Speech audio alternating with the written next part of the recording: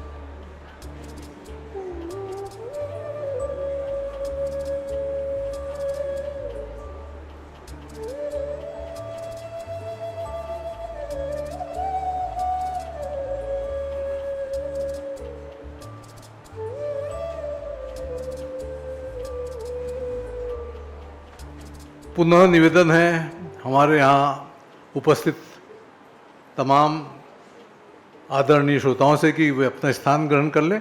और एक विशेष निवेदन मैं करना चाहूँगा कि कृपया अपने मोबाइल को साइलेंट पे ला लें, स्विच ऑफ कर दें, ताकि बीच में कहीं किसी प्रकार की गड़बड़ी की संभावना न हो।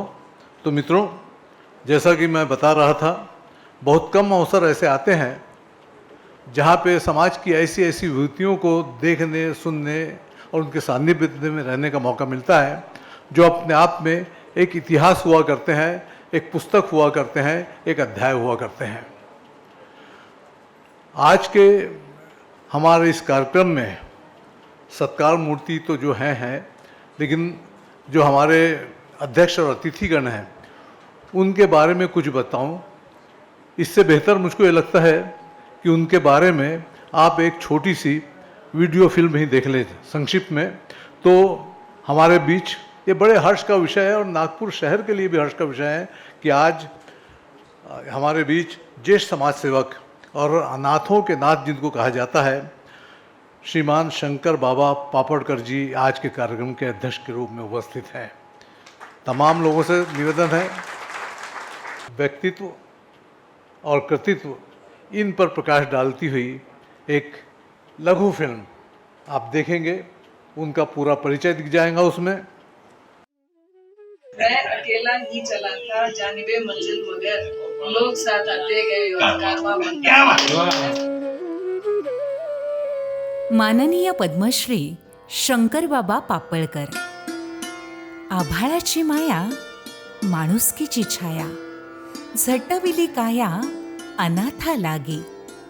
नामहीना नाव अनिकेता ठाव, सोसोनिया घाव उभारले घर। निसर्गाने न्यून ठेविले म्हणून, आश्रम स्थापून केलीसे पूर्तता। विष वंचनेचे, डंख वेदनेचे, पचविले साचे जणू हा शंकर। ईश्वराचे ध्यान, मानव समान, पद्मश्री सन्मान जाहलासे धन्य।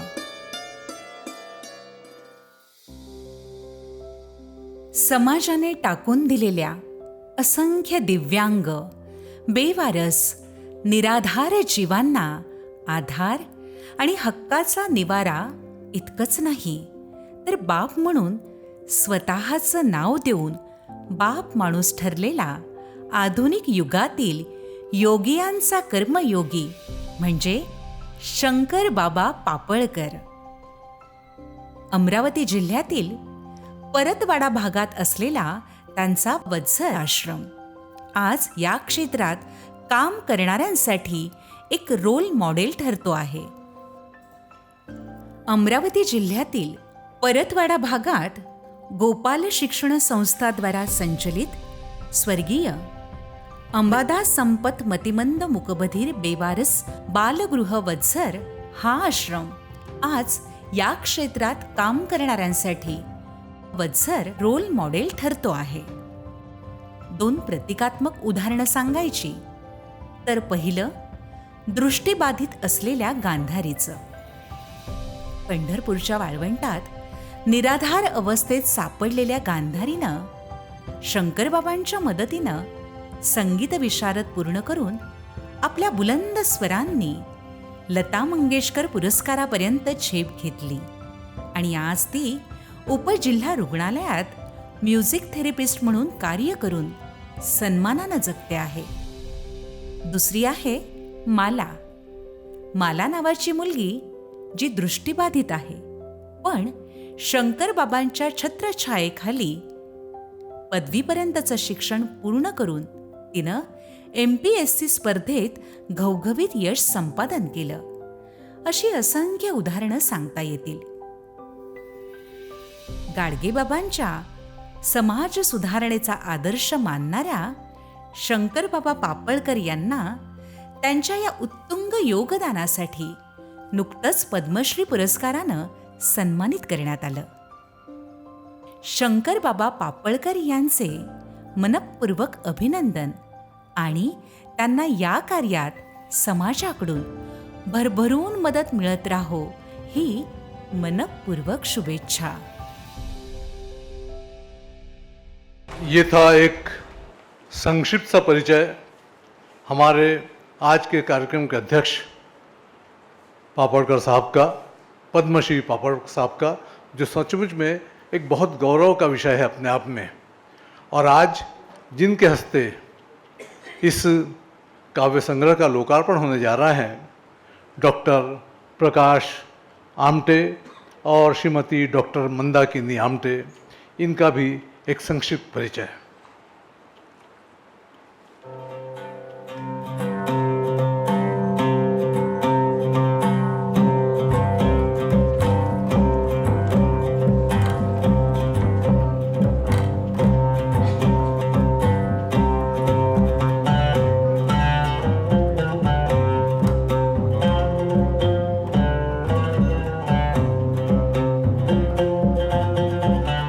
प्रकृति की सबसे अनुपम कृति है मनुष्य, और मनुष्य का अलंकार है मानवता, दया, प्रेम व सेवा.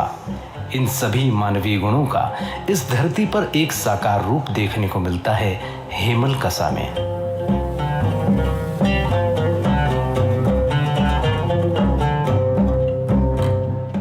पिता बाबा आमटे की प्रेरणा से डॉक्टर प्रकाश आमटे के द्वारा सन 1973 में लोक बिरादरी प्रकल्प की स्थापना की गई.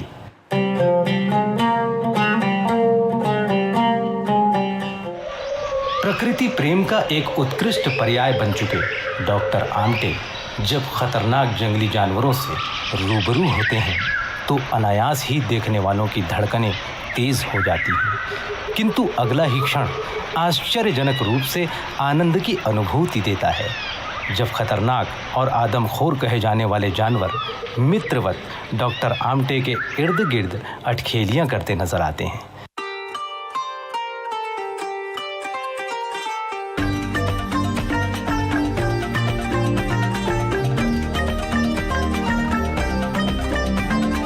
अनाथ एवं भटके हुए जंगली जानवरों के पालन पोषण के लिए प्राणी अनाथालय की स्थापना की गई. यहाँ रहने वाले प्राणियों की घर के सदस्यों की तरह देखभाल की जाती है.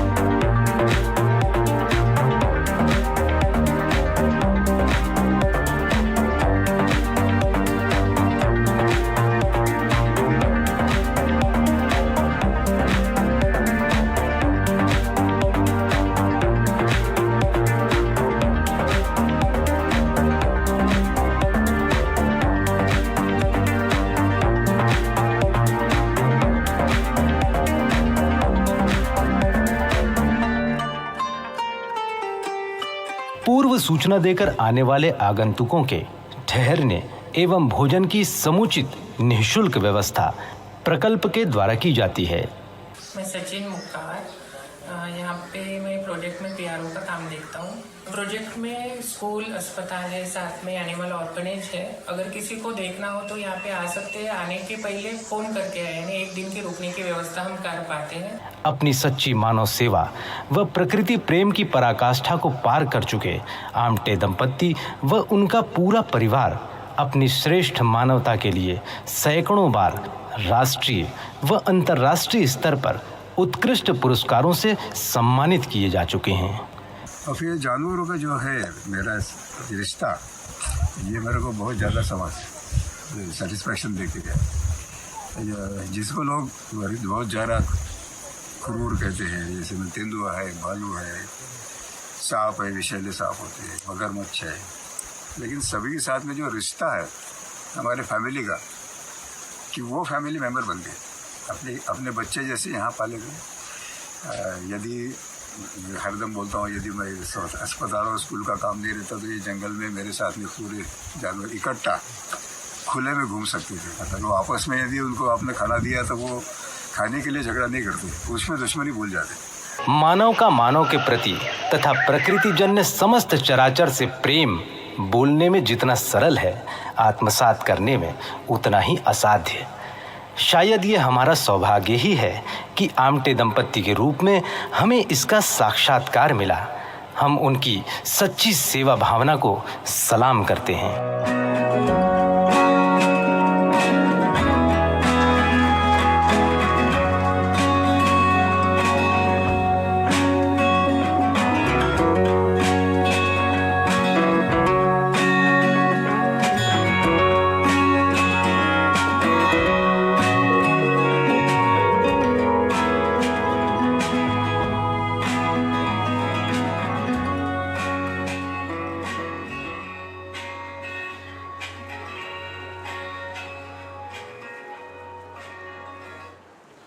हमारे आदरणीय अतिथियों के इस शानदार गरिमामय संक्षिप्त परिचय के पश्चात एक छोटा सा कार्यक्रम हमारे इन अतिथियों के स्वागत का।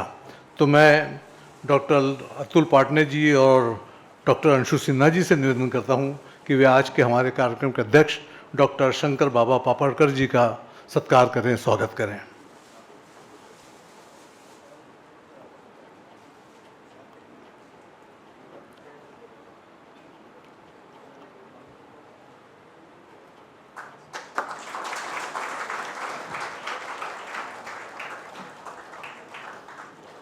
हमारे बीच मंच पर डॉक्टर श्रीमती मंदाकिनी प्रकाश आमटे जी उपस्थित हैं। मैं डॉक्टर अतुल पाटने जी और डॉक्टर अंशु सिन्हा से निवेदन करता हूं कि उनका वे पुष्पगुच्छ द्वारा सत्कार करें।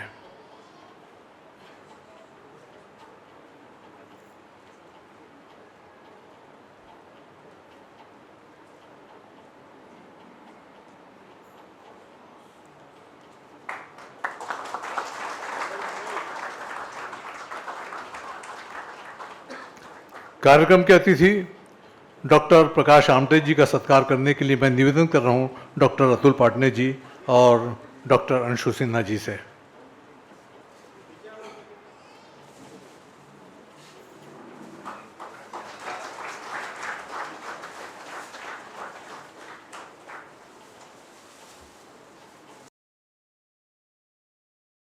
साथ में इस कार्यक्रम के आयोजन में जिन्होंने मुझे बहुत मदद की और जिनका खुद हिंदी साहित्य में अच्छा स्थान है, ऐसे मेरे मित्र डॉक्टर सागर खादीवाला जी का स्वागत डॉक्टर दीपक चांद जो पब्लिशर है वो करेंगे। इसी में उनसे रिक्वेस्ट करता हूँ।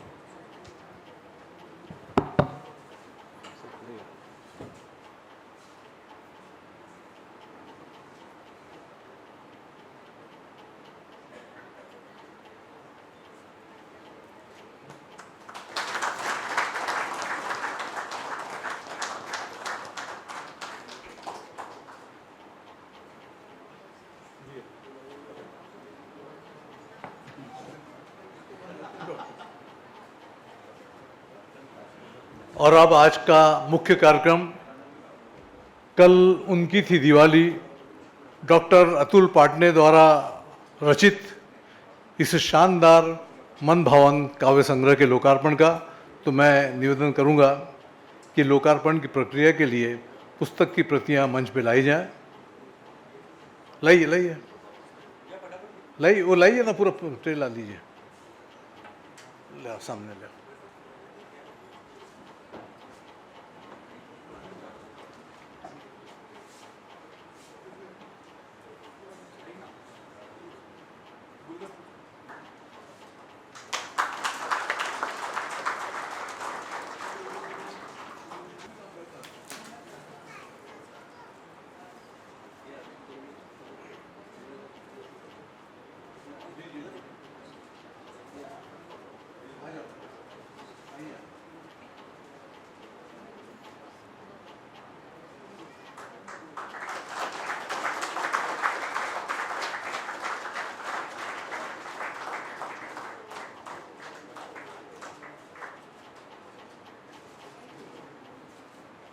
पुस्तक के बारे में तो बहुत कुछ कहा जा सकता है। एक संक्षिप्त परिचय दृश्य श्राव्य के माध्यम से देखिए। कल उनकी थी दिवाली, एक दृश्य श्राव्य के माध्यम से पुस्तक का संक्षिप्त परिचय। कल उनकी थी दिवाली।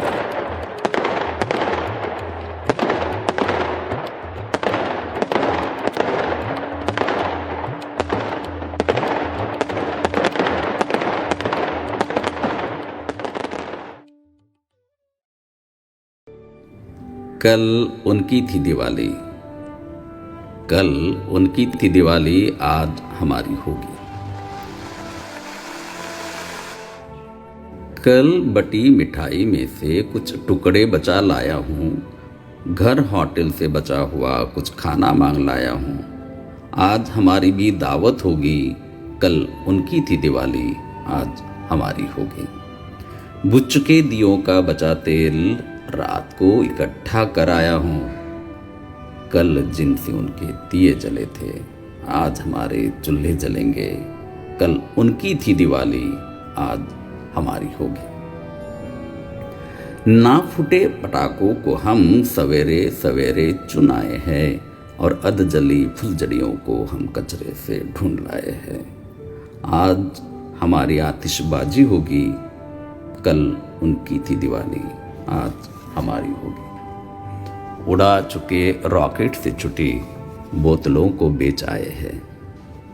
जल चुकी फुलझड़ियों के तार भी चुन बेच आए हैं।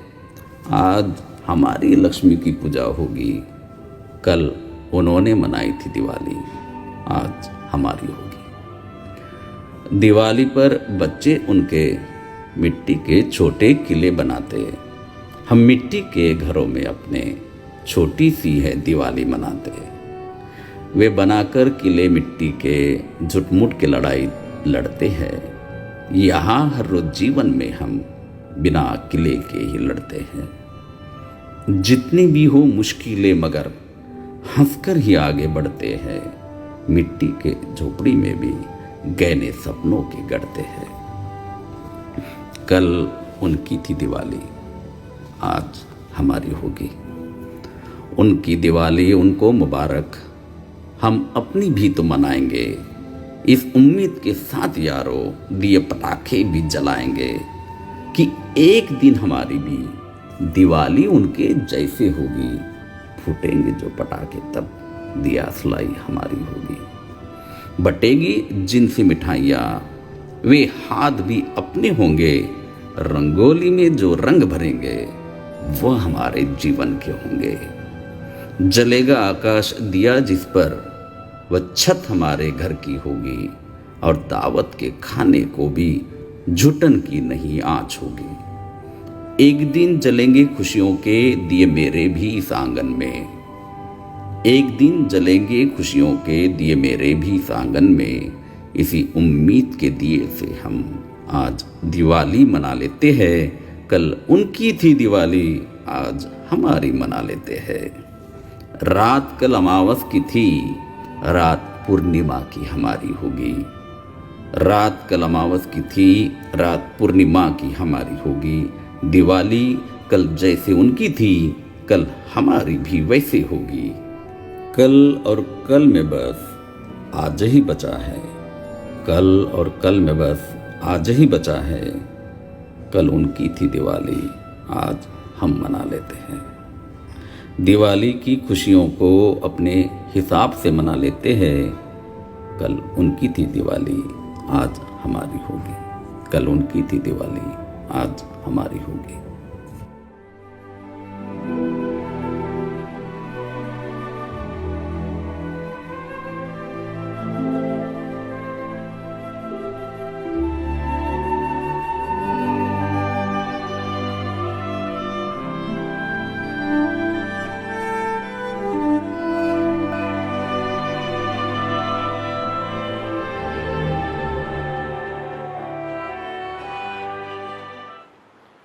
एक बहुत ही शानदार संक्षिप्त परिचय कल उनकी थी दिवाली इस काव्य संग्रह का।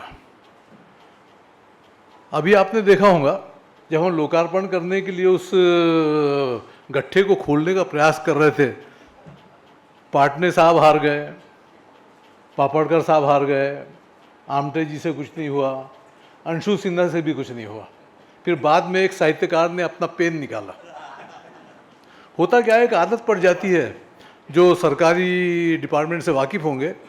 अब देखिए, दो आईएएस बैठे हैं, दो पद्मश्री बैठे हैं, डॉक्टर्स बैठे हैं, सबको मालूम है कोई ना कोई बड़ा गंभीर मामला होगा।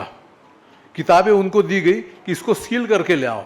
उसने सचमुच ऐसी सील की जैसे कोई कॉन्फिडेंशियल पेपर को सील करते हैं। मैं दाद देता हूँ जिसने भी सील किया, आपने अच्छा काम किया, क्योंकि लोगों का एक आकर्षण बढ़ गया कि देखो तो किताब के अंदर क्या है। एक उसमें से जो बहुत अच्छा निकला, बहुत अच्छा लगा। और जब कोई साहित्यकार, अच्छा एक बात बताऊं, ये पहला इसका लोकार्पण नहीं है, दूसरे संस्करण का लोकार्पण है। अपने आप में एक बहुत बड़ी बात होती है किसी भी पुस्तक का द्वितीय संस्करण का लोकार्पण होना। तो बहुत तालियां आपने बजाई, लेकिन द्वितीय संस्करण के लिए तो ताली बजना चाहिए। और उस व्यक्तित्व के लिए क्या बड़ा मुश्किल है ना, मैं तो समझ ही नहीं पाता। ये बहुत पुराने, 30 साल पुराने परिचित हैं मुझसे। मैं तो पहले सोच रहा था कि अंशु सिन्हा जी बहुत अच्छी कवित्री, पहला मेरा परिचय इनका एक कवि सम्मेलन में हुआ था। इनकी काव्य संग्रह, इनकी कविता मालूम नहीं कहाँ गई, लेकिन पाटने जी कवि बन के आए, बहुत अच्छा लगा मुझको। और एक आईएएस अधिकारी, तमाम ऐसे पदों पर रहने वाला जिसको सांस लेने से फुर्सत नहीं मिलती, लेकिन वो कविता लिखे और इतनी मार्मिक कविता लिखे। तो बहुत कम जगह पे ऐसा मिश्रण मिलता है जहाँ एक बहुत सख्त एडमिनिस्ट्रेटर और एक उतना ही कोमल कवि, अपने आप में कमाल की बात है। और मैं चाहूँगा कि पाटने जी आप अपने इस रचना प्रक्रिया के बारे में दो। अच्छा, इनको जो मैंने देखा है, सचमुच में एक ऐसा व्यक्तित्व जिसको मैंने कभी किसी के सामने झुकते हुए नहीं देखा। एक दृढ़ निश्चयी, एक बहुत बहादुर और डंके की चोट पे काम करने वाला व्यक्तित्व, और उतना ही सशक्त कवि। 4 पंक्तियाँ अतुल पाटने के लिए दे रहा हूँ कि हालात के कदमों पे कलंदर नहीं गिरता, टूटे भी जो तारा तो ज़मीं पर नहीं गिरता। हालात के कदमों पे कलंदर नहीं गिरता, टूटे भी जो तारा तो ज़मीं पर नहीं गिरता। गिरते हैं समंदर में बड़े शौक से दरिया, लेकिन कभी दरिया में समंदर नहीं गिरता। आपके सामने अतुल पाटने जी।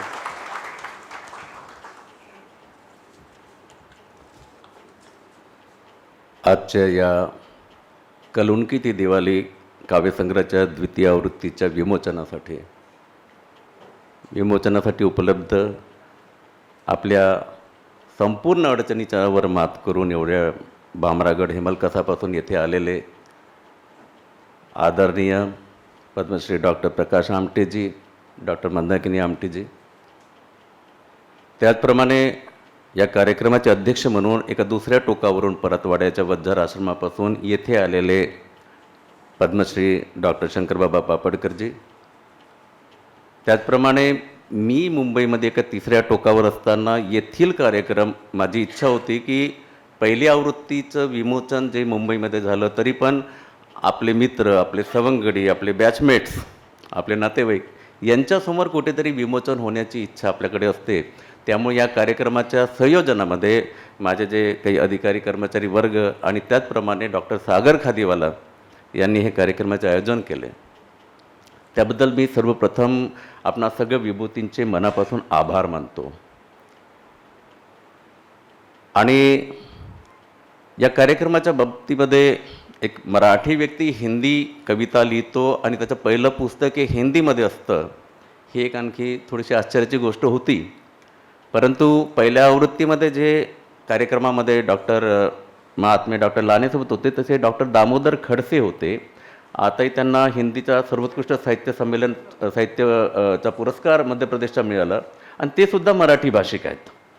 त्या मराठीमधून हिंदीमध्ये आपल्या साहित्यामध्ये पदार्पण करताना बरेच लोक समोर आहेत, त्यात काही मोठी गोष्ट नहीं. लेकिन शायद एक बात ये होगी कि शायद हिंदी के माध्यम से मैं ज़्यादा लोगों तक पहुंच पाऊंगा.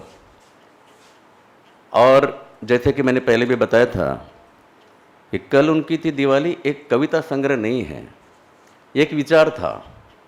जैसे कि आपने कविता में देखा और कई सालों के लगभग मुझे 25 साल IAS में भी हो रहे हैं कि छोटी छोटी बातों से भी आप कई जिंदगियां जो है बदल सकते हैं. आपके छोटे छोटे कार्यों से कई लोगों के जीवन में जो है आप आमूलाग्र क्रांतिकारी परिवर्तन ला सकते हैं. चाहे वो इनोवेशन से हो, चाहे आपकी नियमित रूप से सर्विस अच्छी करने से भी हो. और इसके परे एक और चीज़ है कि अगर हमारे पास काफ़ी कुछ देने के लिए हो सकता है तो उसका थोड़ा सा अंश किसी को देकर हम उसके भी जीवन में जो है दिवाली ला सकते हैं. और यही विचार लेकर जो है हम ये चाहते थे कि इसका जो भी इनकम आएगा वो तो सामाजिक सेवा के लिए समर्पित रहेगा ही, लेकिन इस किताब को खरीद कर ही सामाजिक सेवा की ज़रूरत नहीं है. आप ये विचार भी अगर ग्रहण कर ले और आप अगर किसी एक व्यक्ति के जीवन में भी अगर कुछ करके पा सकते हैं तो वो समाधान आपको इससे मिल सकता है. और वो विचार जो है इस कविता के माध्यम से है. अपनी कविताओं के प्रसिद्धि के लिए कोई साहित्यिक, कोई कवि, कोई लेखक जितनी पराकाष्ठा कर सकता है, उससे परे ये सब चीज़ें ये है कि ये विचार अगर आगे तक बढ़ सके तो कितनी अच्छी बात है. और इसमें एक YouTube चैनल भी हमने किया कि जो लोग ऐसे काम कर रहे हैं उनके कार्यों को भी उसमें रखा जाएगा ताकि अधिकांश लोगों तक पहुंच पाए. और अंत में ये भी बात थी कि दिवाली या कोई चीज़ किसी हिंदू धर्म से जो है संबंधित नहीं थी. मैंने अपनी प्रस्तावना में भी यह लिखा हुआ है कि दिवाली एक प्रतीक है, त्योहारों का एक प्रतीक है जिसमें सबसे अच्छे त्योहारों में दिवाली मानी जाती है. और किसी के जीवन में चाहे उसको जॉब मिल जाए, अच्छी जगह शादी हो जाए, कुछ अच्छा हो जाए तो हम कहते हैं उसके जीवन में दिवाली आ गई है. तो उसी बात के प्रयास के लिए कुछ कर पाएँ तो ये दिवाली होगी. इसका हिंदू धर्म से संबंध नहीं है. जितनी ये गरीब हिंदू के लिए दिवाली की बात है, उतनी एक गरीब मुस्लिम के लिए ईद की बात है, उतनी ही किसी गरीब क्रिश्चियन के लिए क्रिसमस की बात है. इस सारे माध्यम से उनके जीवन में कुछ बदलाव लाने की बात थी. मुझे खुशी है कि इस किताब के बिक्री से कुछ तो सहयोग हम कर पाएँ.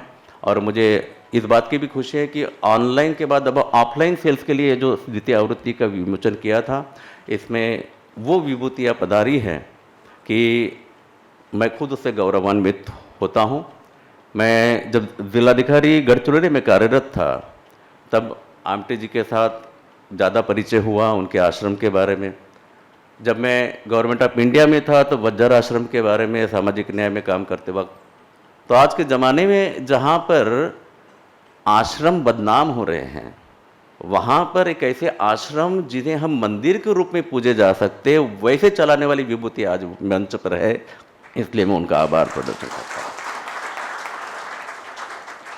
हूँ. अंत में आज के इस कार्यक्रम के औपचारिक रूप से जो विमोचन होगा वो उनके शब्दों में हो जाएगा. लेकिन साथ में मेरी ये रिक्वेस्ट है कि बाहर भी हमने कुछ एक व्यवस्था की है स्टैंडे की, जिन लोगों को सामाजिक योगदान में आने वाली दिवाली के कुछ योगदान करना है आर्थिक रूप से, तो उसकी व्यवस्था भी दोनों आश्रम के लिए कैसे करनी है बाहर लिखी हुई है, किताब का भी लिखा है. और उसमें आप योगदान करें और इस विचार को जितने ज़्यादा लोगों तक ले जा सके आप ज़रूर लेके जाइए, ये रिक्वेस्ट है.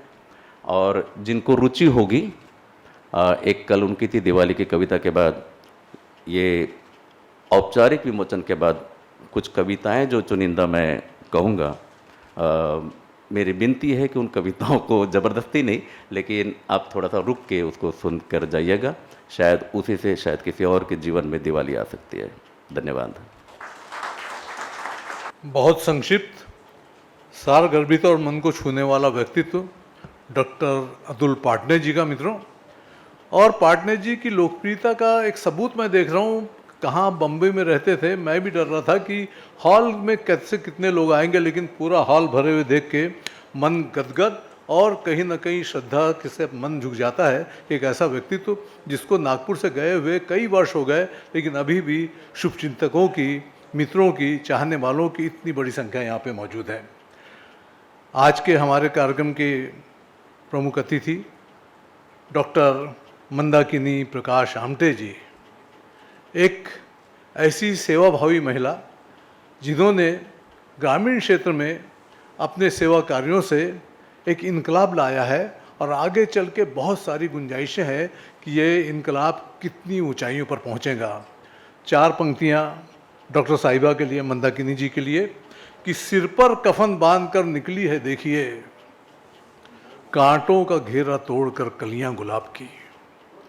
सिर पर कफन बांधकर निकली है देखिए, कांटों का घेरा तोड़कर कलियां गुलाब की, और सींचे है खेत खून से, बोए हैं आदमी, आएंगी फसल देखना कल इनकलाब की। आपके सामने डॉक्टर मंदाकिनी आमटे जी संबोधित कर रही हैं।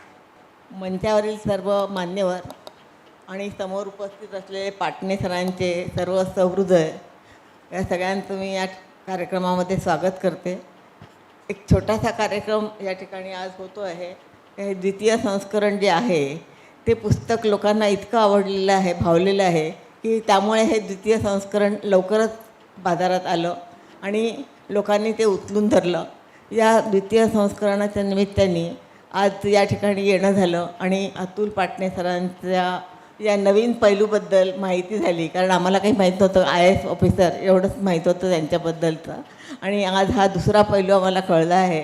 त्याबद्दल त्यांचं मनपूर्वक अभिनंदन। IAS ऑफिसरला काव्यामध्ये एवढा इंटरेस्ट असेल असं काही वाटलं नाही, कारण त्यांचं काम सगळं असं परखड असतं आणि त्यामध्ये हा एक कोमल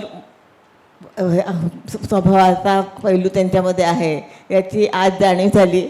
अजून पुस्तक आमच्यापर्यंत पोचलं नसल्यामुळे मी काही वाचलेलं नाही, पण त्यांना खूप खूप शुभेच्छा आणि खूप आशीर्वाद। असाच त्यांची प्रगती सतत होत राहो, साहित्याच्या क्षेत्रामध्ये पण त्यांना चांगला मान मिळो, असं मी शुभेच्छा देते आणि थांबते। मित्रों, ये हमारा सौभाग्य है कि आज हमारे बीच मुख्य अतिथि के रूप में पद्मश्री डॉक्टर प्रकाश आमटे जी जैसा महान व्यक्तित्व उपस्थित है। समाज सेवा में जिन्होंने कितनी बुलंदियां पार की है उसका हिसाब नहीं। पूरे विश्व में जिनको उनके कार्यों के लिए जाना जाता है, बहुत बड़े बड़े काम करते हैं, लेकिन आम तौर पे खामोश रहा करते हैं। मैं 4 पंक्तियां दे रहा हूं डॉक्टर प्रकाश आमटे जी के लिए। ये 4 पंक्तियों में 3 शब्द आने वाले हैं। एक है दरवेश, दरवेश यानी फ़कीर। दूसरा है शिजरा यानी वंश तालिका, और ताज यानी राजमुकुट। यूं तो खामोश खड़े रहते हैं, यूं तो खामोश खड़े रहते हैं, फिर भी जो लोग बड़े हैं वो बड़े रहते हैं। यूं तो खामोश खड़े रहते हैं, फिर भी जो लोग बड़े हैं वो बड़े रहते हैं, और ऐसे दरवेशों से मिलता है हमारा शिजरा, जिनके जूतों में कई ताज पड़े रहते हैं। डॉक्टर प्रकाश आमटे जी। धन्यवाद। या सन्माननीय मंच आणि उपस्थित रसिकजनो, अगदी अनपेक्षित ते आम्ही दोघंही इथे आलो। जसं मंदाकिनींनी सांगितलं की एक IAS ऑफिसर जो प्रशासनामध्ये वेगळ्या प्रकारे काम करतो, त्यांचं वृक्ष असतं ते काम, त्याच्यामध्ये संवेदना जागृत आहेत। एक कविता त्यांनी जी वाचून दाखवली, गरिबी काय असते त्याचा अनुभव कदाचित त्यांनी घेतला, त्यांच्या वडिलांनी घेतला असेल। आणि आम्ही त्या आदिवासींमध्ये गेलो, तिथे त्या गरिबीच्याही पलीकडे होते, ज्यांना दिवाळी हा शब्दच माहीत नव्हता। संस्कृतीमध्ये दसरा नाही, दिवाळी नाही। तेव्हा गेले 50 वर्ष अनुभव घेतल्यानंतर आपण लोकांमध्ये सामाजिक जाणीव निर्माण करण्याचा या कविता संग्रहाद्वारे प्रयत्न केला, आणि हे बघता बघता एक आवृत्ती संपली पण आहे। आणि ते तुम्ही जसं म्हटलं की आभाळ फाटलेलं आहे, मी एकटा काय करू शकीन, पण आपण एकाला मदत केली तर त्याचं जीवन सफल होऊ शकतो. ते समाधान आयुष्यामध्ये तुमच्यापासून कोणी हिरावून घेणार नाही. बाकी जगच पूर्ण दुरुस्त करायचा ठेका आपण घेतला नाही, पण आपल्या मनाचं समाधान जे पैशाने मिळत नाही ते या गोष्टींनी. आपल्या बाजूला आजचे अध्यक्ष शंकरबाबा बापळकर, त्यांचं काम खूपच मोठं आहे. मतिमंद मुलं, अनाथ मुलं, अंध मुलं, मुली मुख्य म्हणजे, आणि त्या माणसाची जी काही मातृत्व आहेत, म्हणजे शंकर बाबा हे मातृत्वाच्या हृदयाने त्यांची सेवा करतात आहे, त्याच्यामुळे त्याची तुलना होऊ शकत नाही. त्यांना काळजी आहे, सगळ्यांनाच काळजी आहे की ही समस्या जी आहे मतिमंद, या मुलींची समस्या आहे, याच्यासाठी समाजामध्ये जागृती झाली पाहिजे. प्रकल्प पुढे नेण्यासाठी कोणीतरी जबाबदार माणसं आली पाहिजे. वय होऊन गेलं आहे, थकून गेले आहेत काम करता करता. पण हे दुःख आहे की आपल्याला एवढ्या मुलींचा आपण सांभाळ केला आपल्या मुलीप्रमाणे, त्यांचं भविष्य कसं राहील काय, त्याच्यामुळे एवढं काम करूनही ते समाधानी नाहीत. आहे असं लोकांनी काम बघावं, ते बघितल्यानंतर लोकांना प्रेरणा मिळते. आणि बाबांचं जे काम होतं त्याच्यातून अनेक तरुण भारतामध्ये वेगवेगळ्या ठिकाणी आपापल्या पद्धतीने कामं करतात आहे. पण ते सगळ्यात कठीण काम यांचं आहे की मतिमंद मुलींचं काम सांभाळायला जी जबाबदारी, जी संवेदना लागते, ते कार्यकर्ते मिळावे अशी मी अपेक्षा करतो शंकर बाबा.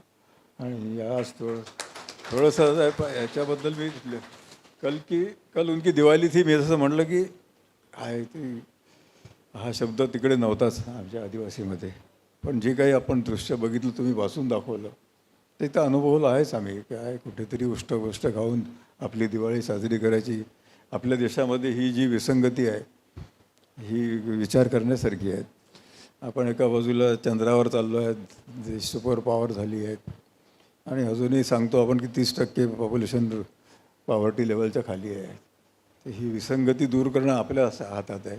आपण एकटं काय करणार असं म्हणण्यापेक्षा तुम्ही अपील पण केलं आहे की आपण एका जरी गरजू माणसाचा जर त्याला मदत केली योग्य वेळेला तर त्याचं आयुष्याचं भलं होऊन जाईल, आणि मग हे असं वाढत जाईल, ह्याचा प्रसार होत जाईल. तर मला हिंदीमध्ये माझ्या एका मित्रांनी मदत केली. कल उनकी दी दिवाली, कहते हैं कि साहित्य समाज का आईना होता है. समाज में जो अच्छे बुरे विचार फलते फूलते और फैलते और सिमट रहे होते, वही सब साहित्य में हमको दिखाता है, हमको दिखता है. मुझे लगता है कि साहित्य निर्मम भी होता है, इसकी सच्चाई को ठीक हमारे सामने ला खड़ा करता है, जिससे हम मुंह बचा कर निकलना चाहते हैं. साहित्य के जरिए हम समाज की सच्चाई से रूबरू होते हैं. मैं तो पिछले 50 सालों से दूर जंगल में सामाजिक कार्य कर रहा हूँ. साहित्य से मेरा बहुत सीमित रिश्ता है, नहीं के बराबर है. अपनी इस सीमित समझ के आधार पर कहना चाहता हूँ कि शब्दों की सुंदर रचना, अप्रतिम उपमाएं, मार्मिक कटाक्ष, दिल को गुदगुदने वाली भावनाएं, कल्पनाओं की अजब गजब उड़ान वगैरह सब अच्छे साहित्य में होते हैं. लेकिन उससे ज़रूरी एक बात है, साहित्य का रचनाकार के दायरे में पार निकल कर जाना. कोई व्यक्ति कहानी कहता है, कोई कविता लिखता है, कोई नाटक की रचना करता है, कोई चित्र बनाता है या शिल्प उकेरता है.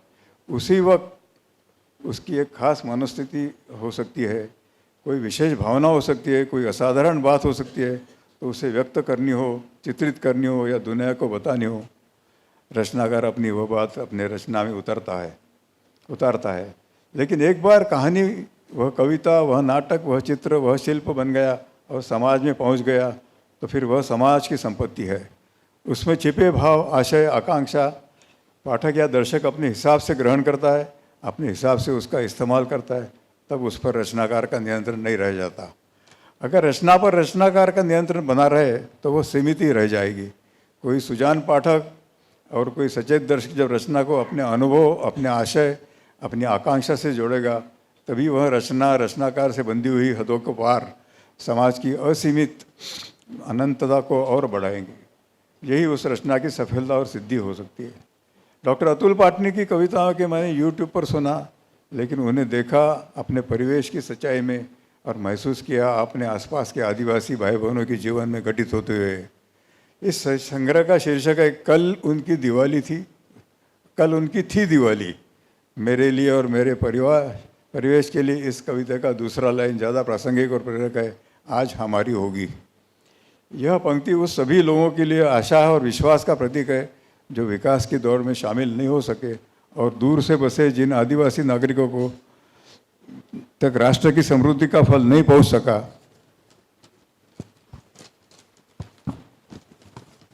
मुझे गर्व है कि भारतीय प्रशासनिक सेवा में ऊंचे पद पर कार्य करते हुए भी डॉक्टर अतुल पाटने उन वंचितों को जीवन संघर्ष को पहचानते हैं और उनसे मुखर करते हुए कहते हैं, यह हर रोज़ जीवन में हम बिना किले के लड़ते हैं, जितने भी मुश्किलें मगर हंसकर ही आगे बढ़ते हैं।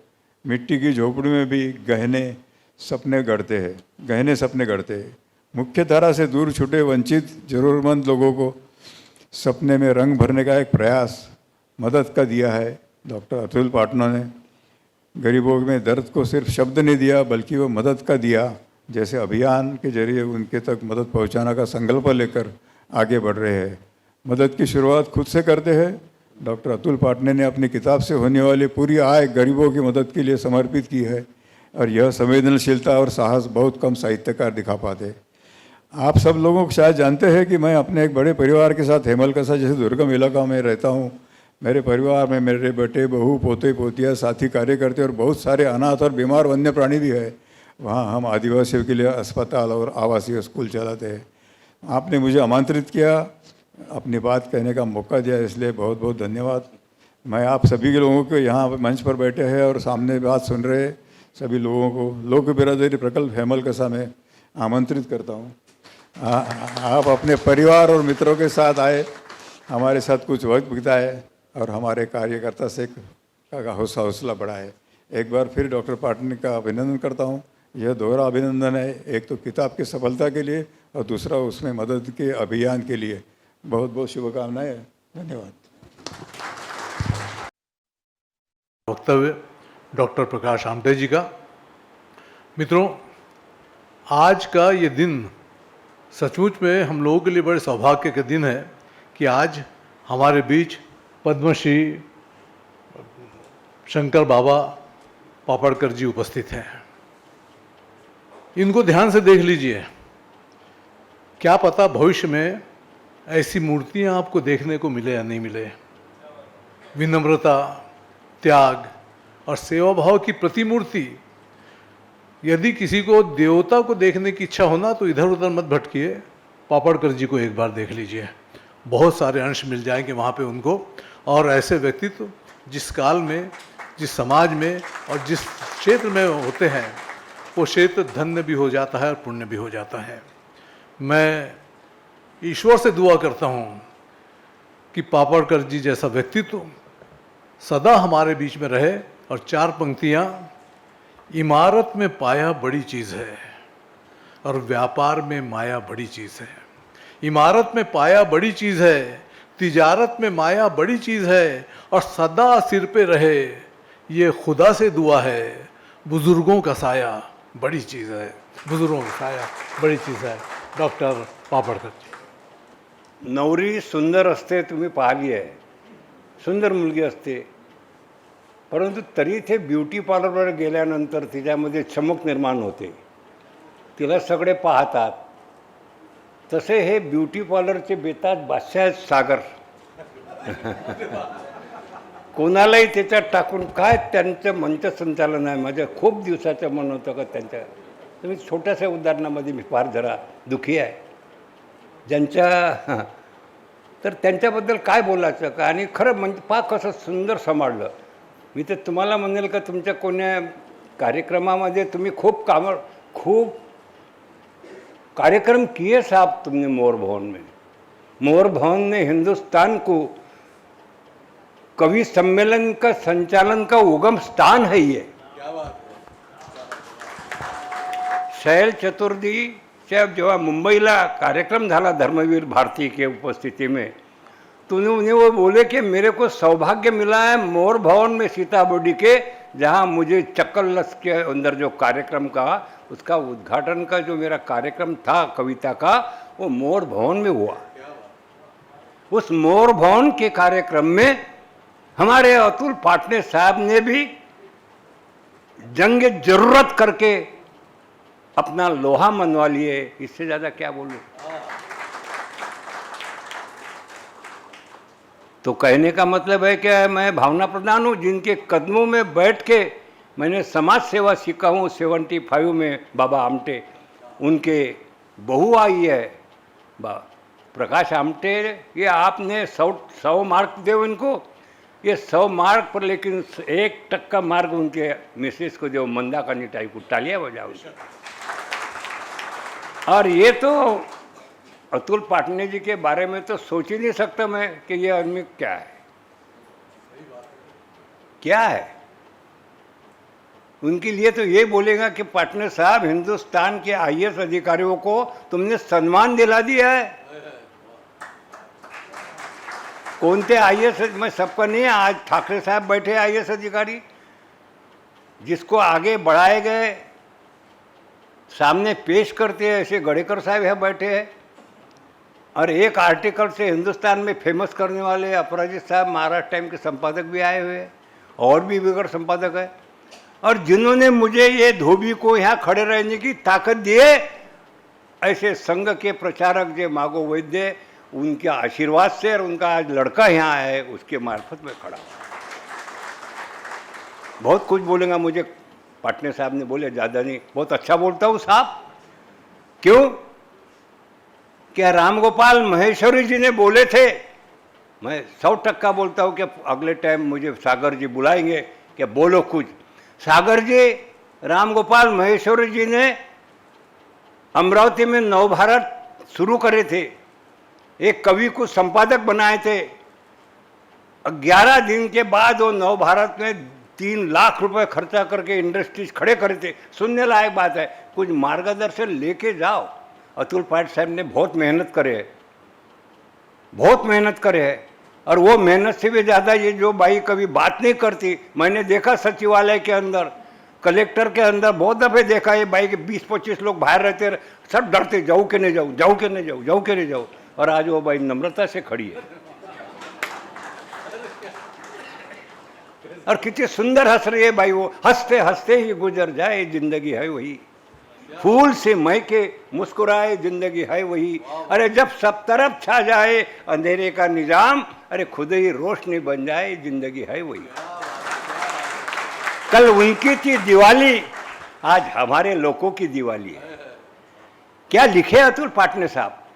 मैं धन्यवाद देना चाहता हूँ। वैद्य मंत्री आए हैं यहाँ, बोहरा समाज के लोग आए हैं यहाँ, बहुत से मेरे, जिनका मैं अंधेरे में मेरे को दिखता नहीं नाम ले, क्योंकि वो इतने दूर दूर से मेरे लिए आए हैं। लेकिन मैं 2-4 मिनट बोल के बंद करता हूँ। ये कैसा है पाटने साहब, कृष्ण बिहारी नूर ने एक शेर बोला था, कुछ नहीं मिल पाता सजदा बिगर। आहा, बहुत पंडित नेहरू के टाइम उन्होंने पेश करे थे, हिंदुस्तान के नहीं पूरे दुनिया के शायर आए थे। टाटा थिएटर के अंदर कार्यक्रम हुआ था, बहुत दिन हो गए, मैं उस टाइम 15-16 साल का था, मेरे आज 83 पूरे हो गए।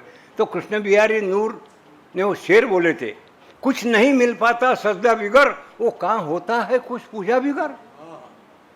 कुछ नहीं मिल पाता सजदा बिगर, वो कहाँ होता है कुछ पूजा बिगर। ये ताज्जुब है क्या मंजिल मिल गई, ये ताज्जुब है क्या मंजिल मिल गई, जिंदगी चलती रही रस्ता बिगर।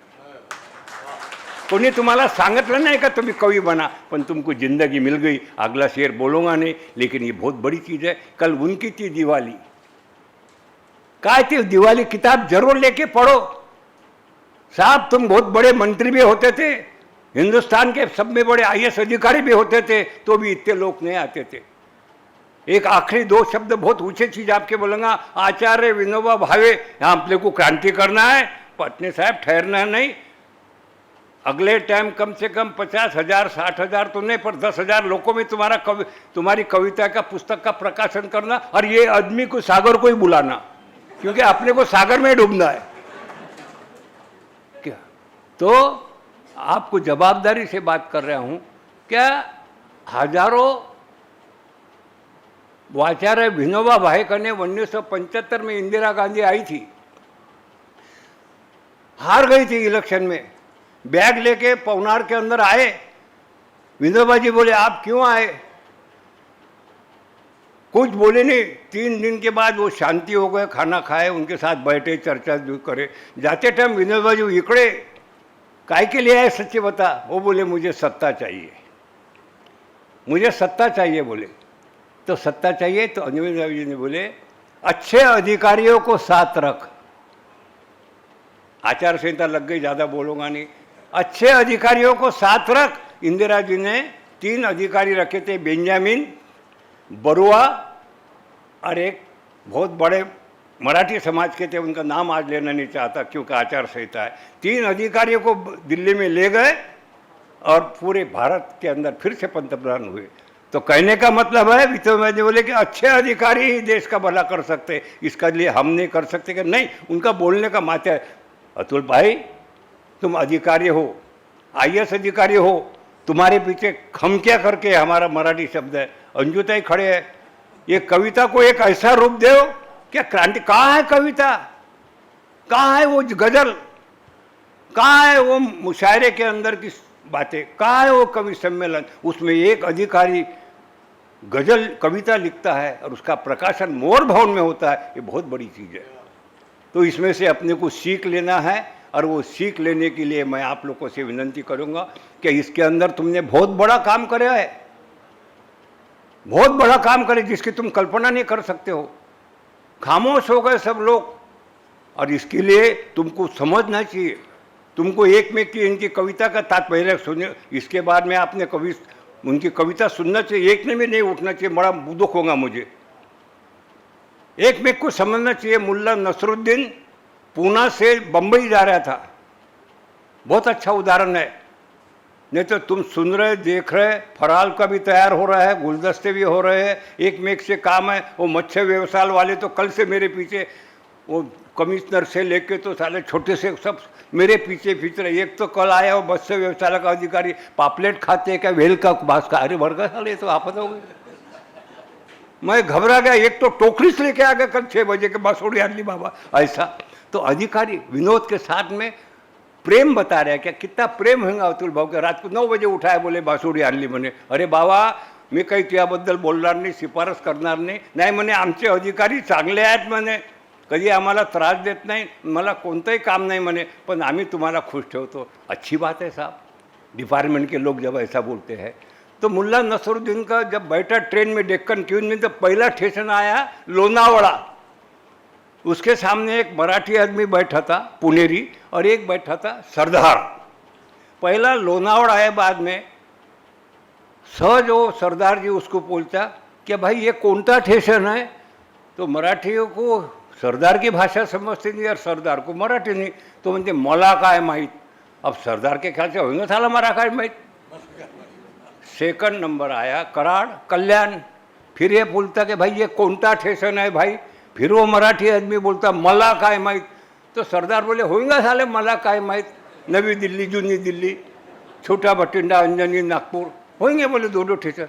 तीसरा स्टेशन ठाणे आया, फिर सरदार पूछा ये कौनता स्टेशन है भाई, फिर वो मराठी आदमी बोलता मले काय माहीत। वो सरदार एक थप्पड़ मारता उसको, तो म्हणते मारतो कशाला, साले पहले क्यों नहीं बोलता मारतो कशाला है। तो उसकी भाषा उसको समझते नहीं और उसकी भाषा उसको समझनी। तो ये भाषा समझने का खेल है। मतियार्थ समझो, बहुत बड़ा काम है। पटने बाबा ये बहुत बड़ा काम करे तुमने, कवि सम्मेलन के माध्यम से एक तुमसे है। तो महेश्वरी साहब का उदाहरण बोल के बंद करता हूँ। तो नवभारत उन्होंने शुरू करे, 6-7 लाख रुपए खर्चा करे, 11 दिन के अंदर कुलूप लगा के राम गोपाल जी मुंशी ने 3 ट्रक लाए, रात भर के अंदर गायब। सवेरे मैं देखने गया तो नवभारत ऑफिस का कार्यालय दिखा नहीं। नवभारत ने कवि सम्मेलन को, कविता को जो मार्ग दिया, मधुप पांडे मेरे गांव का है, हम दोनों मित्र थे। वो मधुप पांडे को हिंदुस्तान के अंदर फेमस करने वाला पहला आदमी था। तो नवभारत, तालियां बजाएंगे आप। और उसके बाद ये बड़े बड़े लोग आते हैं, सब जा रहे हैं हिंदुस्तान, लेकिन जननी मोर भवन है। तो उस मोर भवन के अंदर राम गोपाल जी 11 दिन के अंदर बंद करके चले आए। मैं राम गोपाल जी को मिला, मैंने कहा क्यों बंद करे? चार्टर्ड अकाउंटेंट हेजा जी के आए थे वह। बोले इसलिए बंद करा पापलकर जी, रोज 1 लाख रुपए घाटा जा रहा है। बोले मेरे को क्या? बोले सुनना, गड़बड़ में बोध कर रहा हूँ, 1 लाख रुपए रोज घाटा जा रहा है। बोले इसलिए अब घाटे 11 लाख के अंदर ही मेरा काम करके नवभारत बंद करके चले आ गया। ये व्यवहार की चीज़ है। बोले 11 लाख में मैंने मेरा ये होशियारी मैंने लिया, और आज मैं उस होशियारी के ओर से आज मैं होशियारी से चल रहा हूँ, व्यवहार से चल रहा हूँ। जहाँ पटा नहीं वहाँ दरवाजे बंद कर देता। जो मतिबंध लड़की मैं संभाल नहीं सकता, शासन के दरबार में बोलता कि भाई ये लड़की को मैं ले सकता नहीं। 1.5 लाख लड़कियाँ की एडमिशन है, 18 साल के बाद कहाँ जाती है? विचार करो, देखो कैसे खामोश होगी है। 18 साल के बाद की लड़कियां कहाँ जाती? दिव्यांग बेहवारस, गांधारी खड़े रहो, माला खड़ी रहो, कहाँ जाएंगे बच्चे? कहाँ जाते थे? 1-1 साल के आए, आज इनको कर दिए गांधारी। 18,000 रुपये पगार करके गवर्नमेंट नौकरी कर रही। माला तहसीलदार की परीक्षा दी अंधी लड़की ने, और आज सचिवालय के अंदर 13 दिसंबर को नौकरी में जाने वाली है। उनका आशीर्वाद देने के लिए मैं आपको लाया, और उसके अंदर आपने खूब मदद करे मेरे को। बैठो, उसके लिए लाया। आखिरी बोल के बंद करता हूँ। मैं सबसे विनंती करना चाहता हूँ, ये कवि बंद मत करो, कवि सम्मेलन लिखना बंद मत करो। साहित्य ही हिंदुस्तान की आत्मा है। ज्यादा बोल के बंद नहीं कर। साहित्य ही हिंदुस्तान की आत्मा है। साहित्य रहेगा तो इंसान बनेगा, साहित्य रहेगा तो व्यवहार समझेगा, साहित्य रहेगा तो एक मानुषकी को मानुषपन का चालना मिलेगी। इतना ही बोलता हूँ, और शेवटी आपको ये बोलता हूँ कि आपका कविता होना चाहिए, और उस कविता होने के लिए आपसे विनंती करके बंद करता हूँ। जरूर आपसे विनंती करूँगा मैं, क्या मैं कसो में यही आरज़ू है, ये मैं कसो में यही आरज़ू है। साकिया, इनको आज साकिया की पदवी देता हूँ मैं। अभी तालियां मत बजाओ, कविता हो बाद में तुम बोलेंगे कौन सा दारू की शिक्षा बहुत ऊंची है कविता में। कल उनकी चीज एक चीज है, ये प्रेम करने गए, बोले इनके पॉकेट में पैसे नहीं, बिगर पैसों की मिली गए अंजू भाई।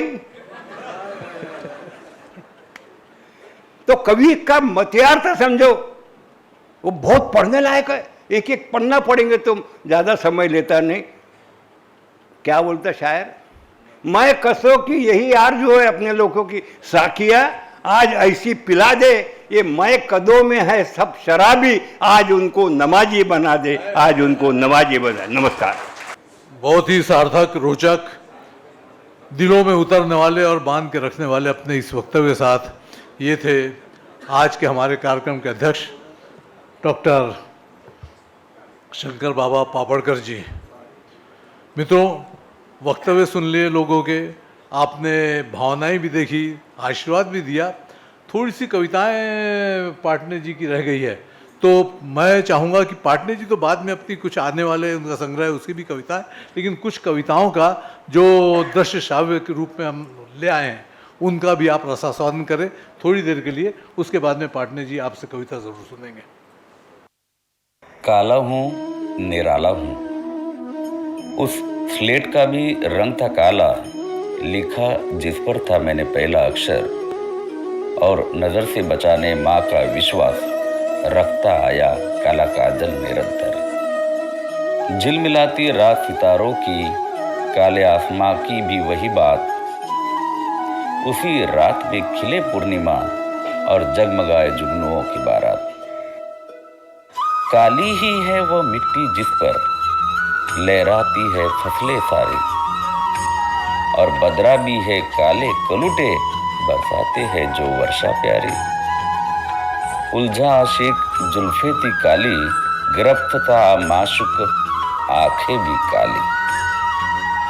लिखे फसाने स्याही थी काली, और ऊकरे शिल्प चट्टान भी काली। सोखे सारी तपिश जिसमें, शीतल जल का मटका मैं, जलकर भी जो खुशबू बिखरे, उस उद्बत्ती का भी रंग मैं।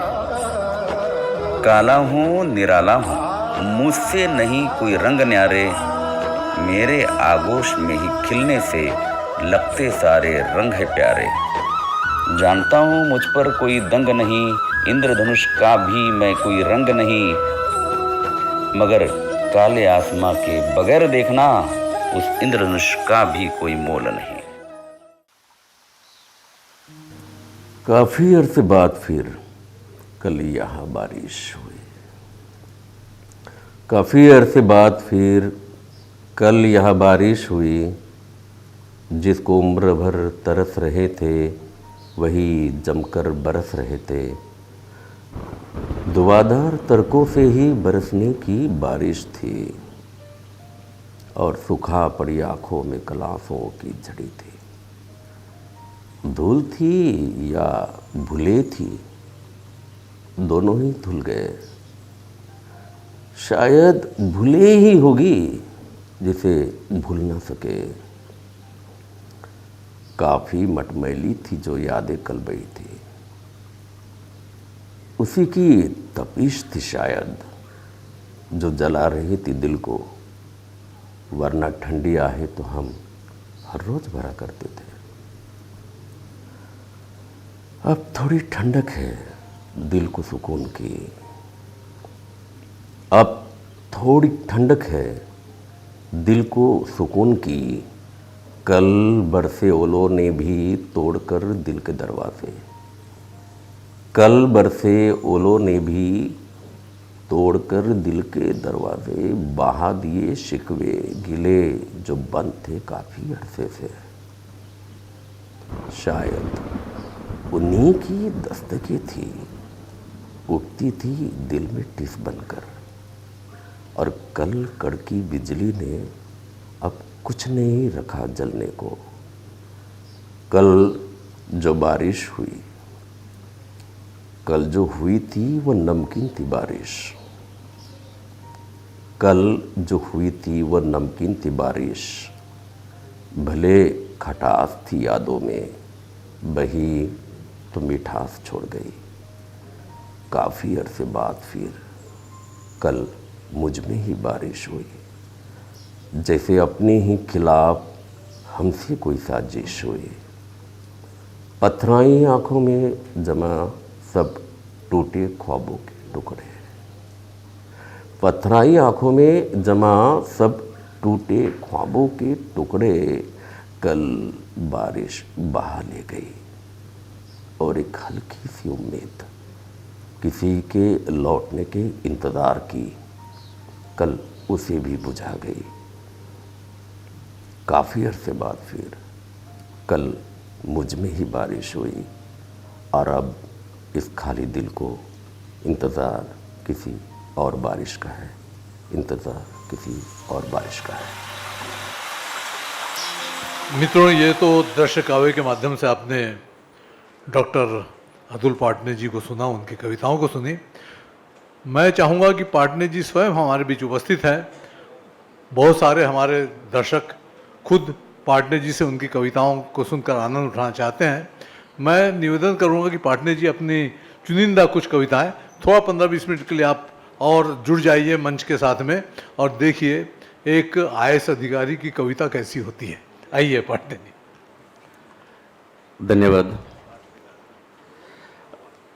लगभग ज़्यादा नहीं, 20 मिनट तक कुछ कविताओं का जितना उसमें हो सकता है मैं प्रस्तुत करूंगा। मेरी विनती यह है कि इस 20 मिनट में थोड़ा सा इसको ध्यान दीजिएगा। मोबाइल हो सके तो साइलेंट पे, और इन विचारों को भावनाओं से ज़्यादा जो रखने की मैं कोशिश कर रहा हूँ। मेरी कोशिश होगी कि वो विचार आप तक पहुँचें, और बहुत कम कविताएं होगी जो थोड़ी सी इश्क, मोहब्बत, गुलाब, इस प्रकार की भाषा होगी। लेकिन इनमें अधिकांश कविताएं जो है मेरे 25 साल के सर्विस के ही नहीं, उससे पहले के भी सामाजिक अनुभवों को प्रतिबिंबित करती हुई है। जो अनुभव हमने लिए, या जैसे आमटे साहब ये कह रहे थे, उन्होंने बोलने में सच्चाई बोली थी, शायद आपके पिताजी भी ऐसे ही रहे होंगे, इसलिए गरीबों के बारे में जानते हो। तो ये बात सच्चाई है। तो आईएएस एक नौकरी जो है वो उसके बाद आती है। तो एक आईएएस की नहीं, एक इंसान की कविता है, समझ के आप इसे सुन लीजिएगा।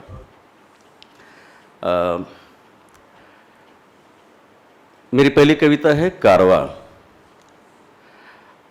जो हमारे इर्द गिर्द हो रहा है उसी के बारे में है कि जहाँ हम अपनी आस्था, अपनी श्रद्धा समर्पित कर दे रहे हैं और बाद में पता चलता है कि उसके भी पाँव मिट्टी के थे।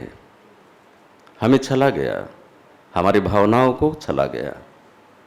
और इसी पर, चाहे वो धर्म हो चाहे राजनीति हो, दोनों तरफ ऐसी बातें सामने आ रही है।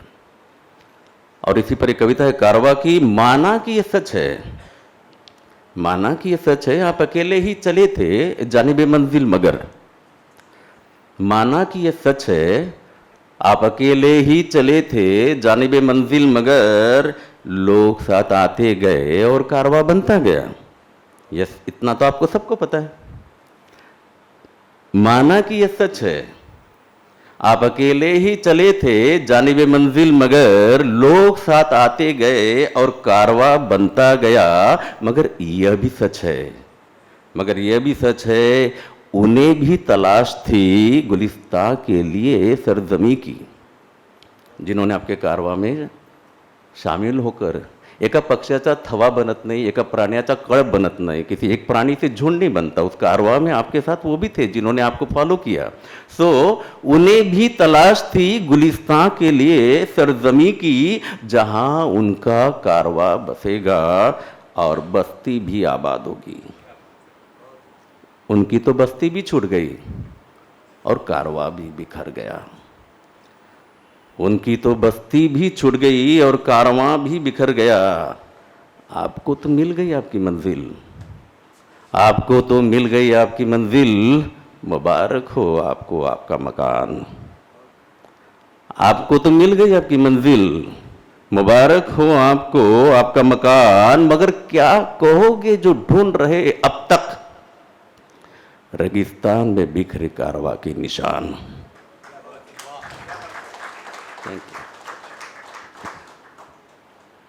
आपको तो मिल गई आपकी मंजिल, मुबारक हो आपको आपका मकान। मगर क्या कहोगे जो ढूंढ रहे अब तक रेगिस्तान में बिखरे कारवां के निशान। जिन्होंने बनाया था कारवां आपका, जिन्होंने बनाया था कारवां आपका, आप उनको ही भटकता छोड़ आए हैं। राजनीति की बिसात पर देखो कैसी कैसी छाप छोड़ आए हैं। और अंत में जो रहे गुजर थे आपके साथ, जो रहे गुजर थे आपके साथ, उन्हें ही गुमराह कर आए हैं। जिन्होंने आपको फॉलो किया, अनुयायी बने, उनको लगा कि इस कारवां में कहीं तो भी हमारी बस्ती बसेगी, उसमें उनके नेतृत्व के द्वारा जो छल हुआ है, उस पर ये 4 पंक्तियां आखिरी वाली इस कविता की जो है दाद चाहूंगा कि जो रहे गुजर थे आपके साथ, उन्हें ही गुमराह कर आए हैं। आपके घोंसले के खातिर उनका हर एक पेड़ काट आए हैं।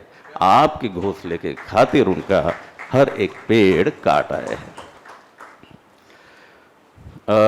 उसके बाद एक तपिश करके कविता है, थोड़ी हल्की हल्की जो तपिश होती है उस टाइप से है, लेकिन याद रखिएगा छोटी छोटी तपिश, थोड़ी थोड़ी तपिश जब कंटिन्यू रहती है तो वो आग से भी बड़ा काम करती है।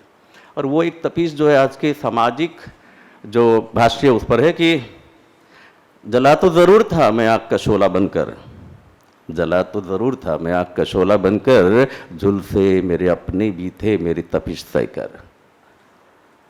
मैं वो शाम सुहानी लेकर आया, मैं वो बात पुरानी लेकर आया। ये छोटी मोटी शेर है इस तपिश में, उसके बाद थोड़ा सा भारी हो जाएगा, इसलिए मैं ये हल्की फुल्की के बाद 2 कविताएं भारी सुना के फिर अंत कर दूंगा, समापन। कि मैं वो शाम सुहानी लेकर आया, मैं वो बात पुरानी लेकर आया। बातें जब जब उन शामों की होती है, अक्सर बातों बातों में ही शाम होती है। तुम्हें मालूम है हमें मालूम है फिर भी बेमालूम बने रहते हैं। तुम्हें मालूम है हमें मालूम है फिर भी बेमालूम बने रहते हैं। चर्चे में जिक्र है दिल में फिक्र है फिर भी बेफिक्र बने रहते हैं। कांच की चूड़ियों का अब दौर नहीं है। कांच की चूड़ियों का अब दौर नहीं है। इसे हाट में बेचने का हमें हुनर नहीं है। कांच की चूड़ियों का अब दौर नहीं है। इसे हाट में बेचने का हमें हुनर नहीं है। क्या बेचे वो चूड़िया जिसमें खनक नहीं है और टूट भी जाए तो कोई कसक नहीं है। इसमें कुछ दोस्ती पर है कि काट रहा है जो गला मेरा वो दोस्त मेरा कितना भला है। काट रहा है जो गला मेरा वो दोस्त मेरा कितना भला है। देखो दोस्ती के खातिर उसने चिल्लाने को पूरा समय दिया है।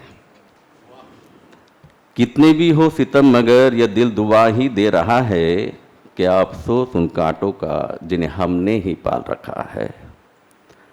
तुम बार बार यूँ बदल रहे हो मौसम की तरह। मैं उखड़ उजड़ रहा हूँ फसलों की तरह। आगे कि मुश्किलों ने जो उधड़ी परते सबके ही हिसाब किताब थे। मुश्किलों ने जो उधड़ी परते सबके ही हिसाब किताब थे। चेहरे भी हुए सब बेनकाब और नकाब भी बेहिसाब थे। सपनों ने मेरी नींद से अब यह जवाब मांगा है दोस्तों। सपनों ने मेरी नींद से अब यह जवाब मांगा है दोस्तों। कितना रोका है जगती आंखों ने इसका हिसाब मांगा है दोस्तों। और अंत में है कि बड़ी मुश्किल से भूलने का मैं हुनर सीख पाया हूँ। बड़ी मुश्किल से भूलने का मैं हुनर सीख पाया हूँ। तभी तो जिंदगी में लड़ने का मैं हौसला जुटा पाया हूँ। इसमें अभी जो माहौल है, हालांकि ये कविता का द्वितीय आवृत्ति, इतने याद रखें, मतलब हालांकि इस वर्तमान में और भूतकाल में कोई ज़्यादा फर्क नहीं था, लेकिन इसके बावजूद जो मैं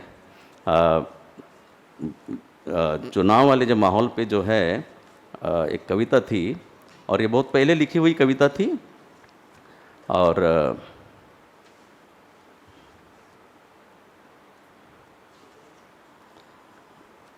इस कविता पे जो मेरे अनुभव है, अब आचार संहिता की बात हुई लेकिन खैर सत्य जो है वही बता रहा हूँ। और मैं चाहता हूँ कि मतलब IAS अधिकारी की किताब या कविताओं पर जो है प्रतिक्रिया ना आए, ऐसा नहीं, आप वाह वाह भी कह सकते हैं, आप ताली भी बजा सकते हैं, मेरी हौसला अफजाई करने के लिए वो ज़रूरी होगा। सो देखो भाई, देखो चुनाव आने वाला है कि सालों पहले शिलान्यास के काम शुरू होंगे। सालों पहले हुए शिलान्यास के काम शुरू होंगे। भूल गई जनता तो दोबारा शिलान्यास होंगे। रास्ते और पुलिया के गेट खोले जाएंगे। बचे हुए के घोषणा पत्र बन जाएंगे। आयाराम गयाराम की अब मार्केट खुलेगी। देश निष्ठा और पक्ष निष्ठा की चर्चा झड़ेगी। देखो भाई देखो, चुनाव आने वाला है। Thank you. MP MLA के भत्ते बढ़ने वाले हैं। बन चुके कानून फिर से बदलने वाले हैं। न्यायालय के फैसले बदलने वाले हैं। ना बन सके कानून के अध्यादेश आने वाले हैं। देखो भाई देखो, चुनाव आने वाले हैं। दलित, महिला, आदिवासी, किसान, मजदूर, अलग अलग घटकों को पैकेज मिलेगा। दलित, महिला, आदिवासी, किसान, मजदूर, अलग अलग घटकों को पैकेज मिलेगा। किसी को न्यूनतम फसल मूल्य मिलेगा। किसी को न्यूनतम मजदूरी बढ़ाकर मिलेगी। वृद्धों के भी पेंशन में इजाफा होगा। रुका हुआ भत्ता भी अब लागू होगा। देखो भाई देखो, चुनाव आने वाला है। वो तारीफ कर रहे हैं। गली गली में अखिल भारतीय संगोष्ठी होगी। गली गली में अखिल भारतीय संगोष्ठी होगी। दही हांडी गणपति यात्रा और यात्रा पर सब्सिडी होगी। साहित्य सम्मेलन से लेकर शोक सभा तक, इफ्तार से लेकर रावण दहन तक, हर जगह अब नेताओं की हाजिरी लगेगी। देखो भाई देखो, चुनाव आने वाला है। अब स्पेशली चुनाव के बाद वाली बात है, लेकिन वो कभी कभी पहले भी आती है। आपने देखा होगा कि लड़ेंगे झगड़ेंगे वो अपने पक्ष के खातिर। लड़ेंगे झगड़ेंगे वो अपने पक्ष की खातिर, फिर गले मिलेंगे वो देश के खातिर। लड़ेंगे झगड़ेंगे वो अपने पक्ष की खातिर, फिर गले मिलेंगे वो देश के खातिर। उनकी बातों में फिर कौन कौन आने वाला है, देखो भाई देखो, चुनाव आने वाला है। आपके बजट में पुतले आएंगे, महामंडल भी आएंगे। मैं शुरू में बोल रहा हूं ये 1-2 साल पहले की कविता है, लेकिन अब के बजट में पुतले आएंगे, महामंडल भी आएंगे, साथ में बुलेट ट्रेन, एयरपोर्ट, महामार्ग की भी बात होगी। आ जाए सत्ता में तो क्या क्या मिलेगा जनता को, इसका भी भरपूर सब जब भाग्य मिलेगा। देखो भाई देखो, चुनाव आने वाला है। अब बलात्कार और हत्याकांड जाति विशेष से भुनाएंगे। अब बलात्कार और हत्याकांड जाति विशेष से भुनाएंगे। आरक्षण के मोर्चे भी अचानक तेज हो जाएंगे। कई छूट-फूट पक्षों के अखिल भारतीय गठबंधन होंगे। चुनकर आए थे जो अपक्ष अब अपनी बोली लगाएंगे। काफी अजीब व गरीब मिलाप होने वाले हैं। देखो भाई देखो, चुनाव आने वाले हैं। और आखिरी जो है इस कविता का कि अब जाकर अस्पताल, स्कूल, पीने के पानी की बात होगी। अब जाकर अस्पताल, स्कूल, पीने के पानी की बात होगी। घटते शिक्षा स्तर, बढ़ते कुपोषण और मरते रुग्ण की चर्चा होगी। अब जाकर अस्पताल, स्कूल, पीने के पानी की बात होगी। घटते शिक्षा स्तर, बढ़ते कुपोषण और मरते रुग्ण की चर्चा होगी। पहले की सत्ता के श्वेत पत्र और अभी के पक्ष के विकास पुस्तक छपेंगे। कुछ एनजीओ और समाज सेवकों को अब पुरस्कार भी बटेंगे। और आखिरी 2 पंक्तियां कि पहली बार हुआ देश आजाद, ऐसा लगने वाला है। देखो भाई देखो, चुनाव आने वाला है। ये जो बात थी चुनाव की, जो आखिरी पंक्तियों पे मैंने आपका ध्यान आकृष्ट किया था, उसकी वजह भी थी कि अभी जैसे देश आज़ाद हुआ, इस टाइप से जो कुछ कमिटमेंट किए जाते हैं उस पर ये था। और इसी आज़ादी पर जो है हमने जो कविता थी कि तुम मुझे आज़ादी दो, वो भी उसी पे है।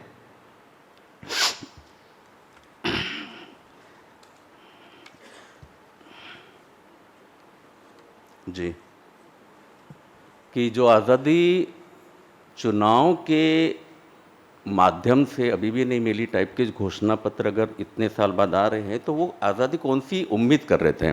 इस पर एक कविता थी कि तुम मुझे आज़ादी दो, और जब हम कहते कि तुम मुझे खून दो, तो उसके आगे की पंक्तियां हमें पता होती है कि मैं तुम्हें आज़ादी दूंगा।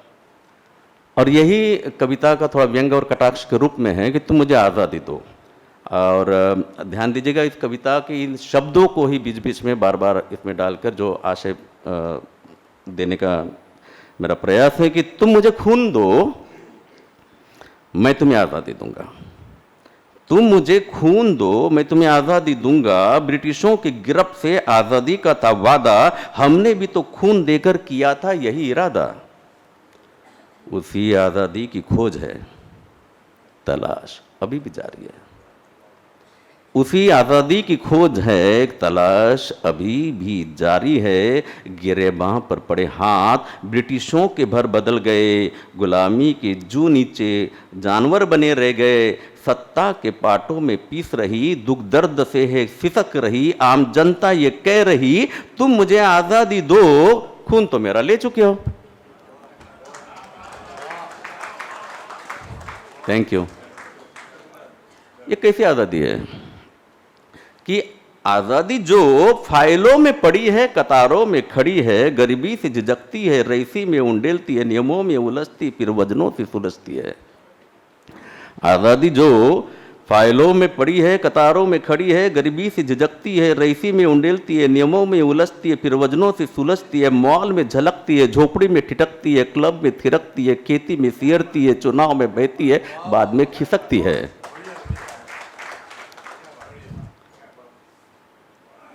आज़ादी सच्चाई में मृगमरीचिका हो गई। जनता की यह मांग आसमां को चीर गई, तुम मुझे आज़ादी दो, खून तो मेरा ले चुके हो। आज़ादी कैसी चाहिए कि 2 वक्त का खाना दिला दे, नंगे तन को कपड़ों से ढक दे।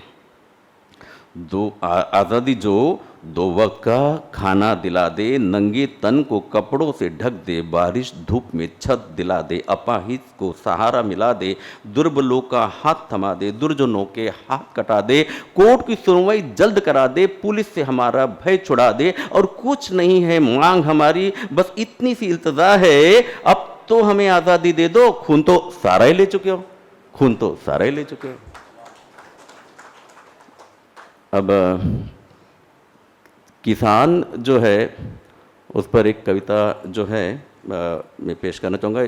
Director agriculture government of India में था और RKVY के साथ डिजास्टर मैनेजमेंट देखता हुआ बुंदेलखंड से लेके कर्नाटक बॉर्डर या महाराष्ट्र जहाँ देखा किसानों की कोई जात नहीं है, वो सारे देश में किसान एक जैसा ही है, जिसकी दरिद्रता उसकी जो समस्याएं हैं वो अलग अलग मायने में है, लेकिन किसान किसान ही है। और उसकी समस्या पर जो है हमने उस समय भी देखा था कि अलग अलग पैकेज बने। मैं अभी उसमें ज़्यादा समय नहीं लगाऊंगा, समय की कमी है हाल की। कि क्या चाहता है किसान फिर कि कोई किसान रोकेगा नहीं, कीजिए शॉपिंग मॉल में, कोई किसान रोकेगा नहीं, कीजिए शॉपिंग मॉल में या डिनर कैंडल लाइट में, ना चाहिए पब में, PIA क्लब में, देखिए फिल्म मल्टीप्लेक्स में और बाटो पैसे टिप में, कोई किसान जलेगा नहीं। लड़िए वेतन भत्ते बढ़ाने को कोई किसान टोकेगा नहीं। बस दुखता है किसान को जब चुपता है आपको 20 रुपए ज्यादा देना मेहनत के उसके प्याज को, और रोता है वो दिन रात जब सस्ती हो चुकी फसल लौटता है रास्ते में उंडेल कर बाजार मंडी से वो खाली हाथ। और ऐसे में नहीं देता कोई साथ, गिरते भावों से इन बिखरते किसानों का, फसलों के बावजूद बिलखते किसानों का। अकाल क्या है, आता जाता रहेगा। अकाल क्या है, आता जाता रहेगा। काल मगर दोबारा लौटेगा नहीं। मर गया अगर किसान एक बार, दोबारा जीवित कर पाओगे नहीं। खेती ही जिसका पूजा स्थल हो और फसलों में देखे भगवान, दुनिया का है जो अन्नदाता, ऐसा क्या चाहता है किसान। ऑल ओवर इंडिया अगर देखे जाए तो जो सारी भावनाएं मेरे अनुभव से वो इसी में है आखिरी में, कि कुछ उम्मीदों की पतवार, कुछ प्यार का भिगापन, कुछ उम्मीदों की पतवार, कुछ प्यार का भिगापन, कुछ नजरों में सम्मान और व्यवहार में अपनापन। सूखती फसलों में मदद का सिंचन हो, उजड़ती खेती में प्यार का बंधन हो, गिरते टूटते भावों में अपनों का साथ हो, अकाल से उभरने शासन का हाथ हो, उजड़ चुके संसार को बसाने का वादा हो, बिखरे हुए सपनों को जोड़ने का इरादा हो। किसान ही तो है, भगवान नहीं है। टूट चुका है अगर तो जोड़ने की बात हो, और इससे अलग भला क्या चाहता है किसान, और अलग इससे भला क्या चाहता है किसान।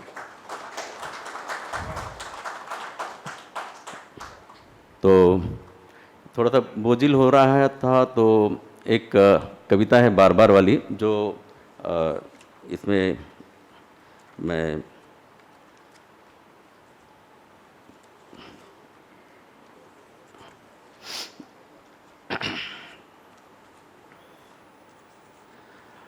थोड़ा सा माहौल थोड़ा सा हल्का, क्योंकि अभी एंड के तरफ जा रहे हैं, तो 2 कविता एंड कर के पहले थोड़ी मैं चाहूँगा हल्के फुल्के हो जाए। कि बार बार कि वैसे तो इश्क वगैरह मोहब्बत काफ़ी अच्छी है, लेकिन कुछ लोगों के नसीब में ये चीज़ बहुत बार बार भी आ सकती है, तो उस पर एक हल्का फुल्का है कि बार बार की पहले एक बार फिर कई बार हुई, पहले एक बार फिर कई बार हुई, मोहब्बत में तो हार मेरी बार बार हुई।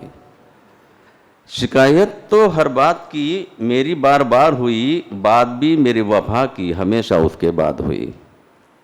यूँ हमारे जहन में तो वो कब की हमारी यार हुई, मन ही मन में सब कुछ हो गया था कि यूँ हमारे जहन में तो वो कब की हमारी यार हुई, जब तक जाना हमने वो किसी और का प्यार हुई।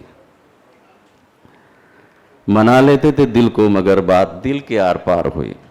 मुझे लगता है आप वो बहुत गंभीरता से, इसमें ज़्यादा सोचना नहीं है आपने, ठीक है, क्योंकि एक कविता बीच में डाल के हल्का फुल्का है कि मना लेते थे दिल को मगर बात दिल के आर पार हुई, कैसे सहे जब शादी भी उसकी इसी गली के पार हुई। दिल ने जो लगा रखी थी उम्मीद वो तार तार हुई। दिल ने जो लगा रखी थी उम्मीद वो तार तार हुई, पर गम हमें इस बात का कि यह बात लगातार हुई। हर बार मोहब्बत में शुरुआत तो शानदार हुई, हर बार मोहब्बत में शुरुआत तो शानदार हुई, मगर जीता वही जिसकी हथेली मालदार हुई। करूंगा ना दोबारा मोहब्बत ऐसी कसम कई बार हुई, करूंगा न दोबारा मोहब्बत ऐसी कसम कई बार हुई, मगर दिल ने की बगावत और ये गलती हर बार हुई। और लास्ट में है कि एक नहीं दो नहीं ये गलती कई बार हुई, एक नहीं दो नहीं ये गलती कई बार हुई, मोहब्बत हमसे सीखो पता नहीं कितने बार हुई, पता नहीं। पिछले कोरोना समय पे ही ये कल उनकी थी दिवाली लिखी गई थी, और उसके बाद एक घटनाएं जो कुछ घटनाएं ऐसी होती रही जो मतलब काफ़ी दिल को ठेस पहुंचाने वाली थी। और उस पर जब मैं सोचता हूं कि कुछ नज़दीकी लोगों की भी बातें थी उसमें कि कोई आईआईटी की तैयारी कर रहा है, नहीं हुआ आत्महत्या कर रहा है, जो आईआईटी पहुंच गया वो भी आत्महत्या कर रहा है, किसी ने बोला कि मोबाइल मत रखो तो आत्महत्या कर रहा है, किसी को कुछ बोल दिया। मतलब जीवन को, जैसे अभी यहाँ पर जो स्टेज पर है ये जानते हैं, मतलब हमारे तरफ ना ये ऐसे चीज़ें नहीं थी, मतलब दो कनपट में पड़ जाए तो आदमी होश में आ जाता था। लेकिन आजकल बच्चों को कुछ बोलना नहीं है, कुछ नहीं है, स्ट्रेस है उनको, थोड़ा सा प्रॉब्लेम है उनको, हायपर हो जाते। तर आपल्या काळात असं काही रोग नव्हते आपल्या काळामध्ये, आपल्या वेळेस सहजपणे आपण पुढे चालला जात होतो। तो वही एक था कि यूं न मिटाओ जीवन को, तुम जीवन को इतना आसान मत समझिएगा।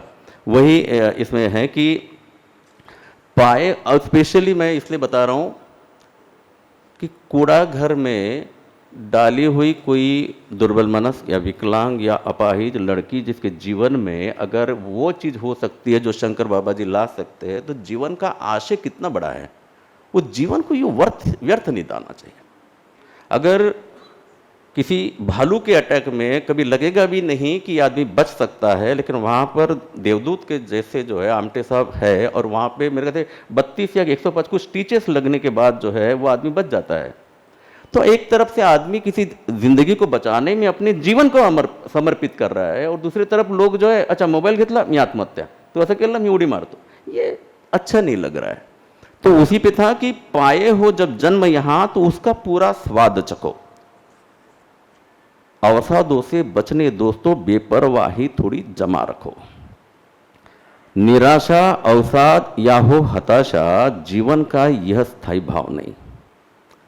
निराशा, अवसाद या हो हताशा जीवन का यह स्थायी भाव नहीं। मिटा दो यूं ही तुम जीवन अपना, किसी दुख का ऐसा मोल नहीं।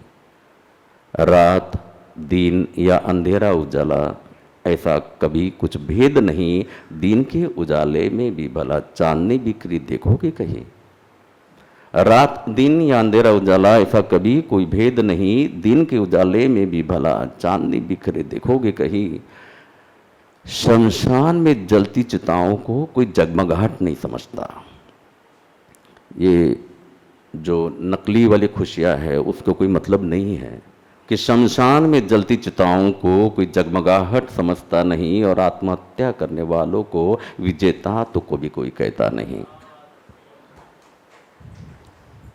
तपता है लोहा तो औजार मिलते हैं, पिघलता है सोना तो गहने मिलते हैं। तपता है लोहा तो औजार मिलते हैं, पिघलता है सोना तो गहने मिलते हैं। नो कोसना उस भट्टी की आंख को निखर कर जिससे इंसान निकलते हैं। जन्म लेना, प्राण छोड़ना जीवन का कतई अर्थ नहीं। सिर्फ जिंदा है, सांस चल रही है, खत्म हो गई, मर गई, ये जीवन नहीं है। कि जन्म लेना, प्राण छोड़ना जीवन का कतई अर्थ नहीं। जन्म को जो सार्थक करे जीवन का सच्चा अर्थ वही। यूं न मिटाओ अपने जीवन को तुम, किसी को भी इससे सरोकार नहीं। तुम्हारे मरने से कोई फर्क नहीं पड़ रहा है। यूं न मिटाओ अपने जीवन को तुम, किसी को भी इससे सरोकार नहीं। लड़ाई तुम्हारी है ये जिंदगी की, मिलेगा तुम्हें कोई पैरवीगार नहीं। मानो रंगोली में रंग भरना जीवन खेल का यह अंग है।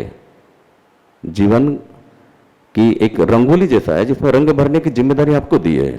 कि मानो रंगोली में रंग भरना जीवन खेल का यह अंग है, छोड़ दो अगर इसे बीच में तो खेल का यह शर्त भंग है। कई इनकार के बाद जैसे मिले इकरार की बात और है, कड़े संघर्ष के बाद मिले जीत तो उसके जश्न का मजा और है। मजा और है कि हार हार कर भी गरना हार मानोगे। आखिरी में ये है कि अगर किसी तक ये कविता का मैसेज पहुंच जाए, कुछ उसको प्रेरणा रहे, गले में फंदा लटकाने के पहले शायद इस बात को सोच ले कि हार हार कर भी गरना हार मानोगे, कल जीत की भी हार गले पहनोगे। आंखों से आज दुख के आंसू बहेंगे, कल उसी से आंसू खुशी के आंसू छलकेंगे। जब टूट कर बिखर जाओ और मौत जिंदगी से प्यारी पाओ, बस थोड़ा उस समय रुक जाओ। जब टूटकर बिखर जाओ और मौत जिंदगी से प्यारी पाओ, बस थोड़ा उस समय रुक जाओ। मन में कुछ अच्छे विचार लाओ, मौत जब आनी है आने दो उसको, तब तक कहना जीना है मुझको, तब तक कहना जीना है मुझको।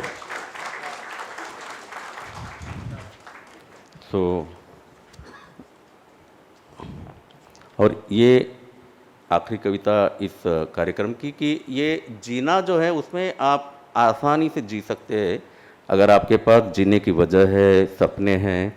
उसी पर है कि मैं सपने बेचता हूँ। इस काव्य संग्रह का आज का ये आखिरी कविता होगी। और ये सपने जो है अगर किसी के सपनों में सजा सके तो शायद जीवन का कोई मतलब उसे समझ में आ सकता है कि मैं सपने बेचता हूँ। सूरज की तपिश है, चांद की शीतलता, बागान की खुशबू और नदी की निर्मलता। सूरज की तपिश है, चांद की शीतलता, बागान की खुशबू और नदी की निर्मलता। मैं हर बात रखता हूं, मैं सपने बेचता हूं, खरीदोगे? ठंडी में गर्मी, गर्मी में बारिश का, ठंड में गर्मी, गर्मी में बारिश का, बारिश में धूप और धूप में छांव का मैं सपने बेचता हूं, खरीदोगे? बेकारों को नौकरी, कंवारों को छोकरी, बेकारों को नौकरी, कंवारों को छोकरी, नौकरी वालों को भत्ता और नेताओं को सत्ता, मैं सपने बेचता हूं, खरीदोगे? भूखों को दावत का, बीमार को सेहत का, भूखों को दावत का, बीमार को सेहत का, झोपड़ी को बंगले का, शत्रु को हमले का, मैं सपने बेचता हूं, खरीदोगे? किसानों को फसल, भक्तों को मन्नत, किसानों को फसल, भक्तों को मन्नत, डूबतों को साहिल और मरतों को जन्नत।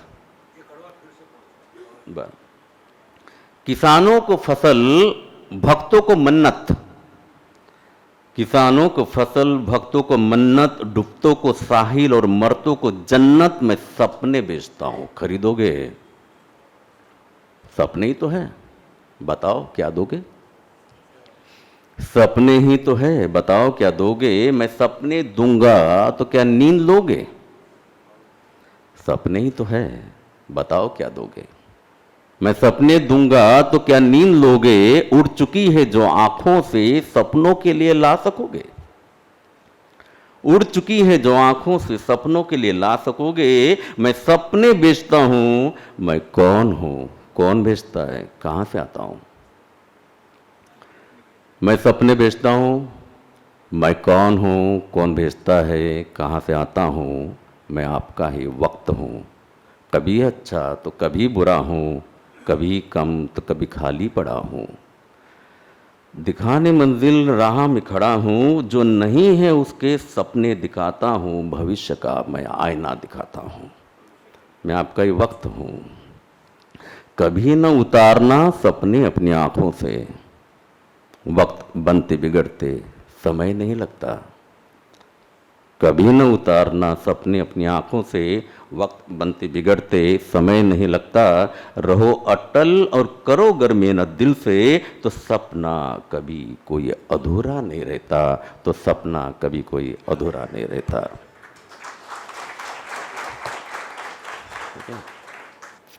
3 मिनट दिख रहे तो मैं भी सोच रहा हूँ एक लालची कवि के जैसे एक कविता करके, जब तक वो तैयारी कर लेंगे, कि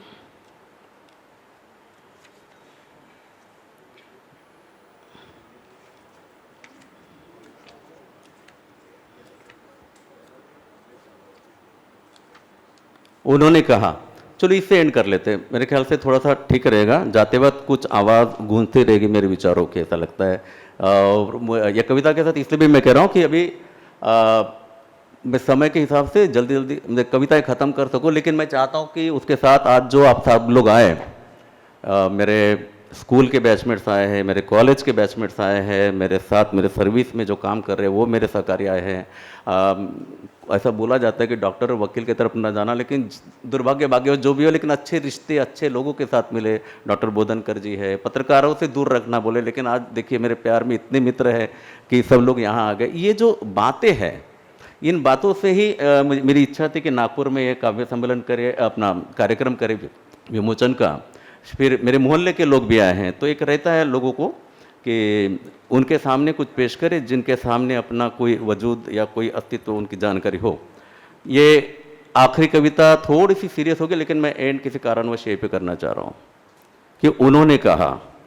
अब ये कविता जो है, जो पहले वाली दो राजकीय आशय की थी उसी का है, लेकिन आखिरी कविता के रूप में थोड़ा झेल लो, समझ लो, लेकिन इंटरेस्ट हो तो प्यार से ध्यान से भी सुन सकते हैं आप इसे।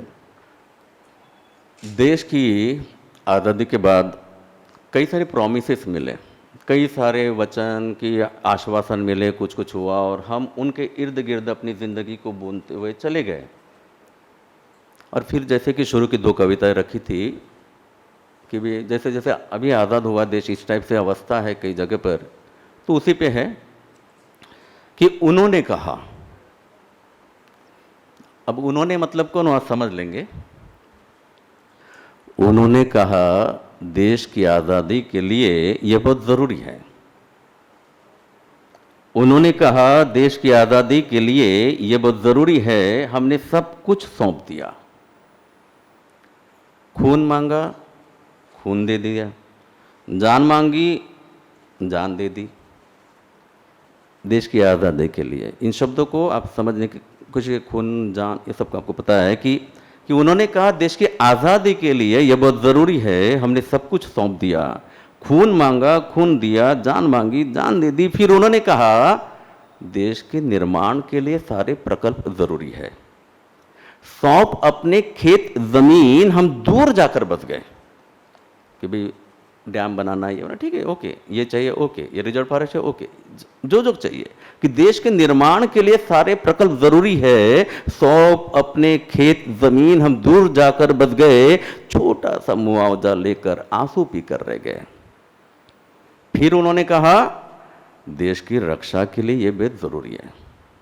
फिर उन्होंने कहा देश की रक्षा के लिए यह बहुत जरूरी है, हमने अपने बच्चे सीमा पर भेज दिए, हफ्ते का उपवास धर लिए। शायद हफ्ते का उपवास बाकी लोग अच्छे से जानते हैं, देश में जो चालू हुआ जय जवान जय किसान के समय कि फिर उन्होंने कहा कि देश की रक्षा के लिए भी जरूरी है, हमने बच्चे सीमा पर भेज दिए, हफ्ते का उपवास धर लिए, जय जवान जय किसान के नारे भी हमने जड़ दिए। फिर उन्होंने कहा देश के विकास के लिए भी खुद ही जरूरी है। फिर उन्होंने कहा देश के विकास के लिए भी खुद ही जरूरी है, हम उनकी बात मान लिए। उन्होंने कहा देश के विकास के लिए वे खुद ही जरूरी है, हम उनकी बात मान लिए, वो हमको बांटते चले गए, हम बढ़ते बढ़ते बढ़ गए, वो सारा मलिदा चढ़ गए। Thank you. आखिरी कविता पे कम से कम सीरियस होने के बावजूद आप एंजॉय कीजिएगा कि कोई अब कहता है मंदिर और मस्जिद जरूरी है, कोई अब कहता है कि मंदिर और मस्जिद ज़रूरी है, हम धर्म के नाम पर बढ़ गए, दंगे फसाद के बाद अभी गली मोहल्ले भी बढ़ गए। कोई कहता है अपना कानून भी अलग ज़रूरी है, तो कोई कहता है अपना देश भी अलग ज़रूरी है। तो संविधान को भी लेकर हम अलग अलग बढ़ गए, लेकर झंडा अपना अपना आपस में लड़कर मर गए। इंसान वो जितना कद था अपना, जानवर से भी बौने बने रह गए। कोई जात धर्म में बढ़ गए, कोई भाषा पंथ में बढ़ गए, कोई जात धर्म में बढ़ गए, कोई भाषा पंथ में बढ़ गए, कई राज्य भी देश में बढ़ गए, भाईचारे भी सारे अब हट गए। अलगाव की धारा ऐसी चली कि दीवारें खड़ी हुई गली गली, गांव शहर की तो बातें ही क्या, मोहल्ले मोहल्ले भी अब बढ़ गए। दंगे फसाद के बाद यहां पर पड़ोसी पड़ोसी से भी लुट गए। वे कहते हैं कि पूछो मत देश ने तुमको क्या दिया। वे मतलब आप समझ गए अभी। वे कहते हैं पूछो मत देश ने तुमको क्या दिया, ये बताओ देश के वास्ते आप लोगों ने क्या दिया। वे कहते हैं पूछो मत देश ने तुमको क्या दिया, ये बताओ देश के वास्ते आप लोगों ने क्या दिया। लुटाकर देश पर हम सब कुछ, अब हम ही बेगाने हो गए। जो लूट खसोट कर बड़े हुए वे सच्चे देशभक्त बन गए। देशभक्ति के जुमले उन्होंने तोते जैसे रट लिए। देशभक्ति के जुमले उन्होंने तोते जैसे ही रट लिए। कर दिखाने का समय आया तो बहाने बनाकर कट लिए। देशभक्ति के भाषणों से अब सब चट जाते हैं। सवाल करोगे मगर इस पर तो भरे बाजार पिट जाते हैं। सवाल करोगे मगर इस पर तो भरे बाजार पिट जाते हैं। और कम पड़े जब नशा उसका तो 2 अक्टूबर के बूस्टर आते हैं। स्वतंत्रता और गणतंत्र दिवस पर मैं खुद ही झंडा लहरा लेता हूं। ये बहुत ज़्यादा मुझे वो एक है ना कि तुम इतना जो मुस्करा रही हो क्या गम है, मुझे जो हदें पार हो गई है। तो इस प्रकार से समझ लीजिए कि स्वतंत्रता और गणतंत्र दिवस पर मैं खुद ही झंडा लहरा लेता हूं और ड्राई डे के ही पहले दिन कुछ शराब ला के रखता हूं। स्वतंत्रता और गणतंत्र दिवस पर मैं खुद ही झंडा लहरा लेता हूं और ड्राई डे के पहले ही दिन कुछ शराब लाकर रखता हूं। झूठी देशभक्ति का नशा उतारने ये इंतजाम भी कर रखता हूं। देशभक्ति के गीत पहले दिन रात सुनाए जाते थे और सांस्कृतिक संध्या पर सिर्फ भजन गाए जाते थे। अब इन दिनों में तो मॉल सजाए जाते हैं और थिएटरों में फिल्मों के रिलीज रखे जाते हैं। हिल स्टेशन पर जत्थों के जत्थे देखे जाते हैं और दूसरे दिन कचरे में वो तिरंगे फेंके जाते हैं। वे अब कुछ भी कहे मैं ध्यान नहीं देता। वे अब कुछ भी कहे मैं ध्यान नहीं देता। उनकी किसी भी बात को दिल पे नहीं लेता। वे अब कुछ भी कहे मैं ध्यान नहीं देता। उनकी किसी भी बात को दिल पे नहीं लेता। आज़ादी के पर्व को मैं यूं ही मना लेता हूँ। शाम को विदेशी से जाम बना लेता हूँ। नेटफ्लिक्स पर अंग्रेजी कोई मूवी देख लेता हूँ और अंग्रेज़ों की दी हुई CPC, CRPC, IPC देख जब उठती है कसक सी एक और जाम चढ़ा लेता हूँ। देश के ऐसे हालातों पर मैं शोक मना लेता हूँ। दर्द भरे नगमों की फिर मैं आवाज़ बढ़ा देता हूँ। और अंत में कि वे अब क्या कहते हैं अनसुना कर देता हूँ। वे अब क्या कहते हैं अनसुना कर देता हूं। देश के राष्ट्रीय त्योहार अब अकेले ही मना देता हूं। वे अब क्या कहते हैं अनसुना कर देता हूं। देश के राष्ट्रीय त्योहार अब अकेले ही मना लेता हूं। देश के संविधान को दिल से लगा लेता हूं और दिल से मेरे देश के लिए भगवान से दुआ मांग लेता हूं। भगवान से दुआ मांग। Thank you.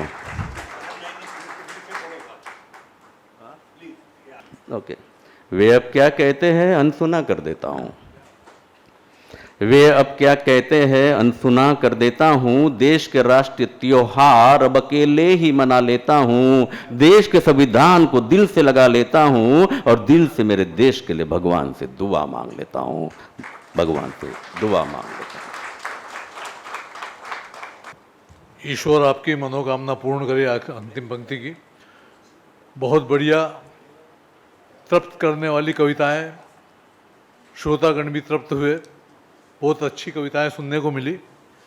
पुस्तक रूप में भी उपलब्ध है। मैं हमेशा कहा करता हूँ, हालांकि ये सारी कविताएं यूट्यूब पे और ई-बुक पर अवेलेबल है, लेकिन मैं चाहता हूँ कि ये पुस्तक खरीद कर आप पढ़ें, क्योंकि पुस्तक खरीदने के बाद में जो राशि आएंगी वो बड़े शुभ कार्य के लिए जाने वाली हैं। एक तो सबसे पहले एक आभार प्रश्न दायित्व, उसके पहले मैं आपको बता दूं कि आज और अभी श्री अतुल पाटने द्वारा एक राशि अनुदानित की जाने वाली है डॉक्टर प्रकाश बाबा आमटे जी के लोक बिरादरी प्रकल्प भामरागढ़ गढ़चिरौली को।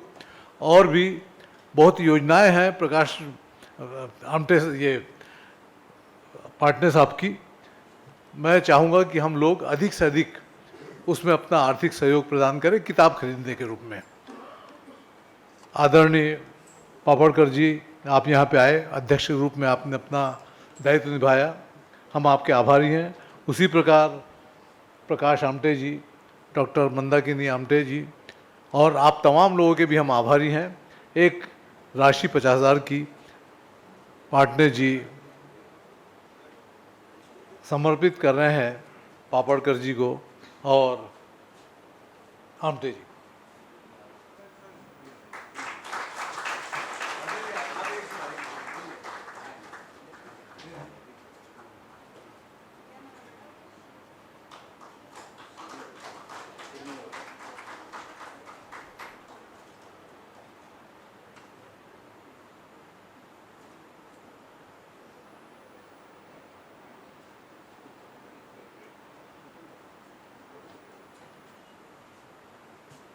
मित्रों, इसी के साथ में आज का यह लोकार्पण का कार्यक्रम यहाँ पे संपन्न होता है।